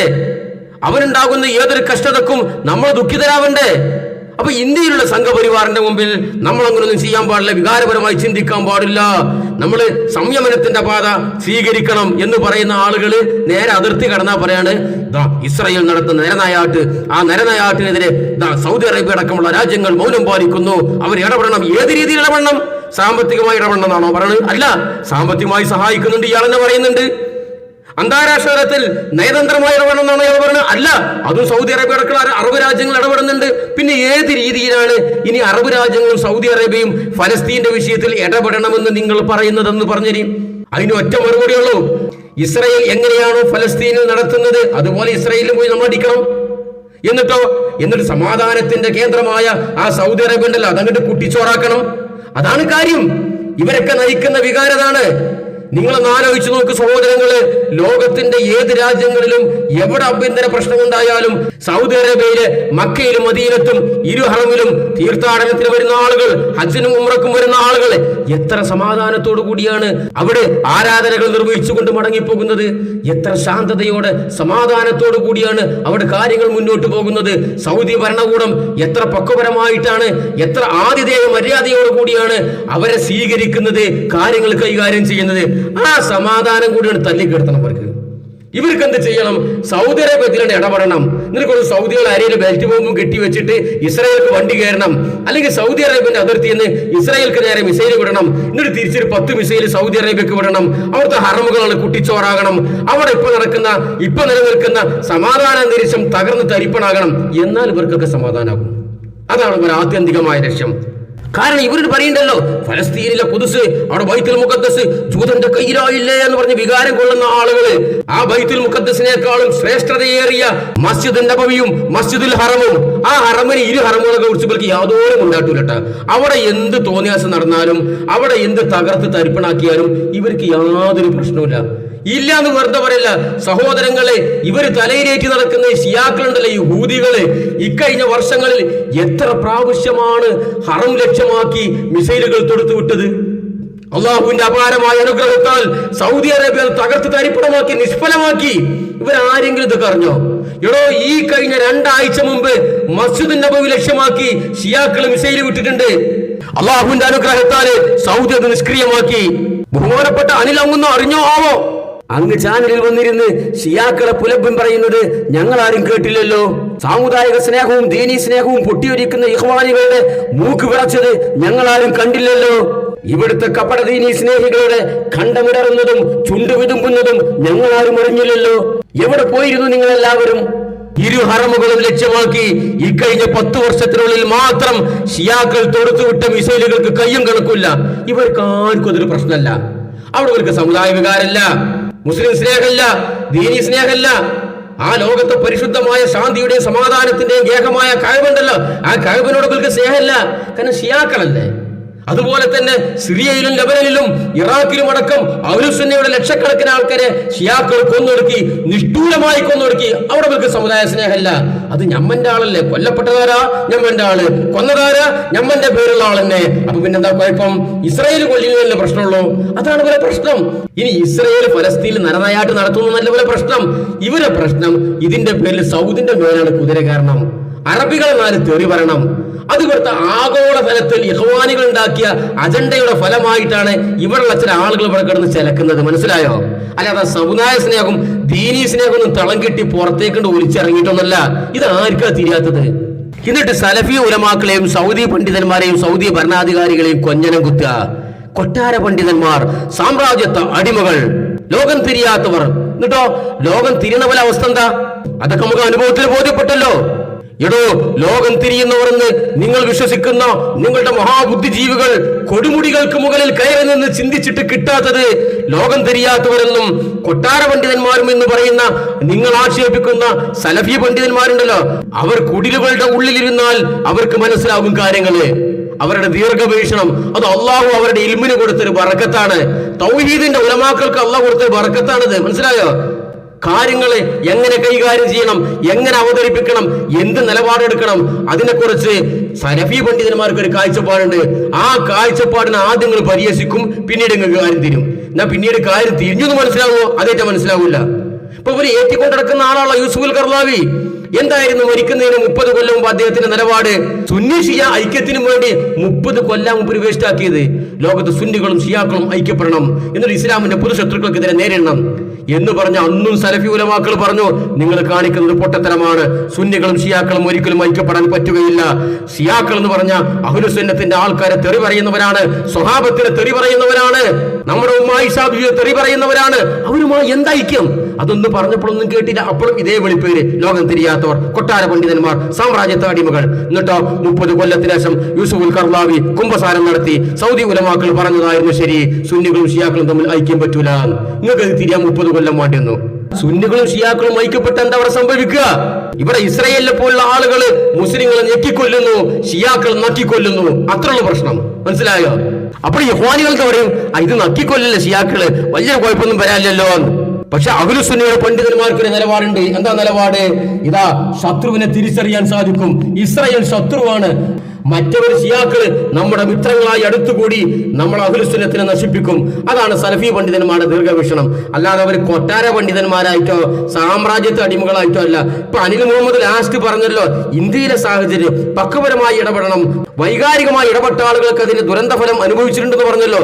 ഇതന്നെയാണ് ഞങ്ങൾക്ക് പറയാനുള്ളത്. ഫലസ്തീന്റെ വിഷയത്തില്, ലോക മുസ്ലിങ്ങളുടെ വിഷയത്തില്, സൗദി അറേബ്യയും അറബ് രാജ്യങ്ങളെയും കുതിര കയറുന്ന ആളുകൂടി ഞങ്ങൾക്ക് പറയാനുള്ളതാണ്, പക്വപരമായി ഇടപെടണം. എല്ലാത്തിനും ഒരു അനന്തര ഫലമുണ്ട്. എടുത്തുചാട്ടം കൊണ്ടോ വൈകാരികത കൊണ്ടോ മുസ്ലിം സമുദായം ഒരു കാലത്തും ഒന്നും നേടിയിട്ടില്ല. അതുകൊണ്ട് ഈ ആവേശ കമ്മിറ്റിക്കാരോട് ഞങ്ങൾക്ക് പറയാനുള്ളത്, നിങ്ങളെ സമുദായ സ്നേഹവും നിങ്ങളെ പൊട്ടിയൊലിക്കുന്ന ദീനീ സ്നേഹവും പ്രകടിപ്പിക്കാൻ നിങ്ങൾ ഫലസ്തീനിക്കൊന്നും പോണ്ട. ഇവിടെ ഇന്ത്യയിലുണ്ട് അവസരങ്ങൾക്ക്. മനസ്സിലായോ? ഇവിടെ ബീഹാറിലും മധ്യപ്രദേശിലും ഇവിടെ യുപിയിലൊക്കെ പാവപ്പെട്ട മുസ്ലിങ്ങളുടെ പല വീടുകളും ബുൾഡോസർ വെച്ച് തകർക്കുന്നു, പല പള്ളികളും തകർക്കുന്നു. പാവപ്പെട്ട മുസ്ലിം സഹോദരങ്ങളെ ബീഫ് കൈവശം വെച്ചു, ബീഫ് കടത്തി എന്ന് പറഞ്ഞ് മരത്തിൽ കെട്ടിയിട്ട് തല്ലുന്നു, ചില ആളുകളെ തല്ലിക്കൊല്ലുന്നു. നിങ്ങൾ ആടുന്ന് വണ്ടി കയറി, നിങ്ങൾക്ക് അതിന് പാസ്പോർട്ടും വിസൊന്നും വേണ്ടല്ലോ. അവിടെ പോയിട്ട് നിങ്ങളൊന്ന് മനുഷ്യമതിൽ തീർക്കി, എന്നിട്ട് ആ പാവപ്പെട്ട മുസ്ലിങ്ങളെ രക്ഷിക്കുക. അതിന് നിങ്ങൾക്ക് കഴിയൂലേ? എന്താ നിങ്ങൾക്ക് തടസ്സം? നിങ്ങൾ ഫലസ്തീന്റെ വിഷയത്തില് സൗദി അറേബ്യക്കും അറബ് രാജ്യങ്ങൾക്കും ഇങ്ങനെ ക്ലാസ് എടുക്കുന്നുണ്ടല്ലോ, രോമാഞ്ചം കൊള്ളുണ്ടല്ലോ. അള്ളാഹുവിന്റെ ശിക്ഷയെ ഭയപ്പെടുക, അള്ളാഹുവിന്റെ മുമ്പിൽ നിങ്ങൾ സമാധാനം പറയേണ്ടി വരും. വല്ലാഹി വല്ലാഹി വല്ലാഹി എന്നൊക്കെ പറഞ്ഞ അലമുറടുണ്ടല്ലോ. നിങ്ങൾ വണ്ടി കയറി യുപിക്കും ബീഹാർക്കും മധ്യപ്രദേശിക്കും ബോംബെക്കും രാജസ്ഥാനിക്കും ഒന്ന് വണ്ടി കയറി. അവിടെ സമുദായ സ്നേഹം കാണിക്കുന്നത് ഞങ്ങളൊന്ന് കാണട്ടെ. സമുദായ സ്നേഹം എന്നാ പിന്നെ ഞങ്ങൾക്കൊരു മാതൃക എന്താ? ഇവർ വിലക്കൊണ്ട് കയ്യനമാരൊക്കെ ഇവിടെ ചെയ്യേണ്ടത്, ഇവർ മുസ്ലിങ്ങൾക്കും വേണ്ടി ജീവത്യാഗം ചെയ്യേണ്ടത്, സാമ്പത്തിക സഹായം ചെയ്യേണ്ടത്. ഇവരിൽ നിന്നും സൗദി അറേബ്യയും അറബ് രാജ്യങ്ങളും മാതൃക ഉൾക്കൊള്ളേണ്ടതാണ് എന്നൊക്കെ വേണമെങ്കിൽ ഞങ്ങൾക്ക് പറയാം. അത് ചെയ്യാതുള്ള ഈ ചിലക്കലുണ്ടല്ലോ, ആ ചിലക്കലോടെ നൃത്തങ്ങള് തൊള്ളോണ്ട് ഇറച്ചും പത്തിരി ഉണ്ടാക്കാനൊക്കെ എല്ലാരെ കൊണ്ടും കഴിയും. മനസ്സിലായോ? അതിനിങ്ങനെ ലൈസൻസ് ഇല്ലാത്തൊരു തൊള്ളയും അന്തല്ലാത്തൊരു തലച്ചോറും മതി. പ്രായോഗികമായി ഇറച്ചും പത്തിരി ഉണ്ടാക്കാൻ കുറച്ച് പ്രയാസ. വെള്ളം തിളപ്പിക്കണം, അത് മാവിൽ കൊഴിക്കണം, എന്നിട്ട് കുഴക്കണം, ആ ചൂട് സഹിക്കണം, എന്നിട്ട് പത്തിരിയാക്കണം, പരത്തണം, അത് ചുടണം, അടിയിൽ പിടിക്കാതെ കരിയാതെ നോക്കണം. ഇതൊക്കെ പ്രായോഗികമായി പത്തിരി ഉണ്ടാക്കാൻ കുറച്ച് പ്രയാസ. തൊള്ളോടെ ഇറച്ചും പത്തിരി ഉണ്ടാക്കാൻ നല്ല സുഖ. നിങ്ങൾ പോയി ചെയ്തുകൊണ്ടിരിക്കുന്നത് റൂമിൽ അടച്ചുവിട്ടിരുന്നിട്ട് സെമിനാറുകളൊക്കെ നടത്തിയിട്ട് തൊള്ളോടെ ഇറച്ചും പത്തിരി ഉണ്ടാക്കുകയാണ്. മനസ്സിലായോ? അപ്പൊ സഹോദരങ്ങളെ, ഈ ഇഖ്വാനികളുടെ ഈ സമുദായ സ്നേഹമെന്ന ആട്ടിൻ തോലണിഞ്ഞ ഈ ചെന്നായ്ക്കളുടെ കുതന്ത്രങ്ങളിൽ നിങ്ങൾ ആരും വീണു പോകരുത്. കാര്യങ്ങൾ പക്വപരമായി മനസ്സിലാക്കുക. ഫലസ്തീനിലെ നമ്മുടെ പിഞ്ചു കുഞ്ഞുങ്ങൾക്ക് വേണ്ടി, നമ്മുടെ സഹോദരങ്ങൾക്ക് വേണ്ടി അല്ലാഹുവിന്റെ മുമ്പിൽ ആത്മാർത്ഥമായി കരളൊരുക്കി പ്രാർത്ഥിക്കുക. അത് മാത്രമാണ് നമ്മുടെ മുമ്പിലുള്ള പോംവഴി. അല്ലാഹുവേ, ജൂത പിശാചുക്കളുടെ കുതന്ത്രങ്ങളിൽ നിന്നും, അവരുടെ കെടുതികളിൽ നിന്നും, അവരുടെ പൈശാചികമായ പീഡനങ്ങളിൽ നിന്നും ഫലസ്തീനിലെ ഞങ്ങളുടെ പിഞ്ചുമക്കളെ, ഞങ്ങളുടെ സഹോദരങ്ങളെ നീ രക്ഷപ്പെടുത്തണേ നാഥാ. അല്ലാഹുവേ, ഹമാസ് പോലെയുള്ള കുതന്ത്രക്കാരുടെ ചതികളിൽ നിന്നും ഞങ്ങളുടെ സഹോദരങ്ങളെ നീ കാത്തുരക്ഷിക്കണേ റബ്ബേ. ഫലസ്തീനിലെ ഞങ്ങളുടെ സഹോദരങ്ങൾക്ക്, ലോകത്ത് പീഡനം അനുഭവിച്ചു കൊണ്ടിരിക്കുന്ന മുസ്ലിം സഹോദരങ്ങൾക്ക് നീ ശാന്തിയും സമാധാനവും വിജയവും നൽകണേ അല്ലാഹുവേ. ലോകത്തെമ്മാടികളായ ഇസ്രായേൽ പിശാചുക്കൾക്ക് നീ നിന്ദയും പരാജയവും നൽകണേ അല്ലാഹുവേ. കുതന്ത്രക്കാരുടെ ചതികളിൽ നിന്നും, വഞ്ചനകളിൽ നിന്നും, കുത്തിത്തിരിപ്പുകളിൽ നിന്നും ഈ സമുദായത്തിന് നീ കാത്തുരക്ഷിക്കണേ അല്ലാഹുവേ. ആമീൻ യാ റബ്ബൽ ആലമീൻ. ഇവിടുത്തെ ഈ ഇഖ്വാനുകളുടെ കെണിയിൽപ്പെട്ട ഈ കപട ദീനീ സ്നേഹികളുണ്ടല്ലോ, കപട സാമുദായിക സ്നേഹികള്, ഫലസ്തീന്റെ വിഷയത്തിൽ അറബ് രാജ്യങ്ങൾക്കെതിരെ ഇവിടെ അടച്ചിട്ട റൂമിലിരുന്ന് കുരച്ചു ചാടുന്ന ഈ ദീനീ സ്നേഹികളുടെ കെണിയിലകപ്പെട്ട, അവരുടെ വസ്വാസിലകപ്പെട്ട മുജാഹിദുകൾ ഉണ്ടെങ്കിൽ അവരോടാണ് പറയാനുള്ളത്, നിങ്ങൾ കാര്യങ്ങളെ പക്വപരമായിട്ട് കൈകാര്യം ചെയ്യണം, പക്വപരമായി ചിന്തിക്കണം. സലഫി ഉലമാക്കൾ ഈ വിഷയത്തിൽ എടുത്ത ചില നിലപാടുകളുണ്ട്. ആ നിലപാടുകൾ ചരിത്രത്തിൽ ഇന്ന് വരെ തിരുത്തേണ്ടി വന്നിട്ടില്ല. യൂസുഫുൽ കർലാവിയെ പോലെ 30 കൊല്ലം കഴിഞ്ഞ ശേഷം ഖേദം പ്രകടിപ്പിക്കേണ്ടി വന്നിട്ടില്ല. നിങ്ങൾ പക്വപരമായിട്ട് കാര്യങ്ങൾ കൈകാര്യം ചെയ്യണം. നിങ്ങൾക്ക് ചെയ്യാനുള്ളത്, നമുക്ക് ചെയ്യാനുള്ളത്, നമ്മുടെ സഹോദരങ്ങളായ ഫലസ്തീനിലെ ജനങ്ങൾക്ക് വേണ്ടി ആത്മാർത്ഥമായി അള്ളാഹുവിനോട് ദുആ ചെയ്യുക. അത് മാത്രമാണ് ഇങ്ങ് കേരളത്തിലിരിക്കുന്ന നമ്മുടെ ഒരേ ഒരു ആയുധം. അതിന് പുറമെ ആ ഫലസ്തീനിലെ ജനങ്ങൾക്ക് വേണ്ടി നയതന്ത്രപരമായും സാമ്പത്തികമായും സഹായിക്കുന്ന നമ്മുടെ സഹോദരങ്ങളായ അറബ് രാജ്യങ്ങൾക്കും വേണ്ടി, അവരുടെ നിലനിൽപ്പിനും വേണ്ടി, അവർക്ക് വേണ്ടി അള്ളാഹുവിനോട് പ്രാർത്ഥിക്കുക. ഇതാണ് ചെയ്യാൻ കഴിയുക. അല്ലാതെ എവിടെ നിങ്ങൾ കുരക്കുന്ന ഈ ഇഖ്വാനികളുടെ കുര കേട്ടിട്ട് ആവേശം കൊള്ളണ്ട. ആവേശം എല്ലാ കാലത്തും ഈ സമുദായത്തെ നാശത്തിലേക്ക് നയിച്ചിട്ടേ ഉള്ളൂ. വൈകാരികത നമുക്കൊരു ഗുണവും ചെയ്തിട്ടില്ല. അത് മനസ്സിലാക്കുക. കാര്യങ്ങൾ സത്യസന്ധമായി മനസ്സിലാക്കി വിലയിരുത്തി മുന്നോട്ട് പോകുവാൻ അള്ളാഹു നമ്മയെല്ലാം സഹായിക്കട്ടെ. അസ്സലാമു അലൈക്കും വറഹ്മത്തുള്ളാഹി.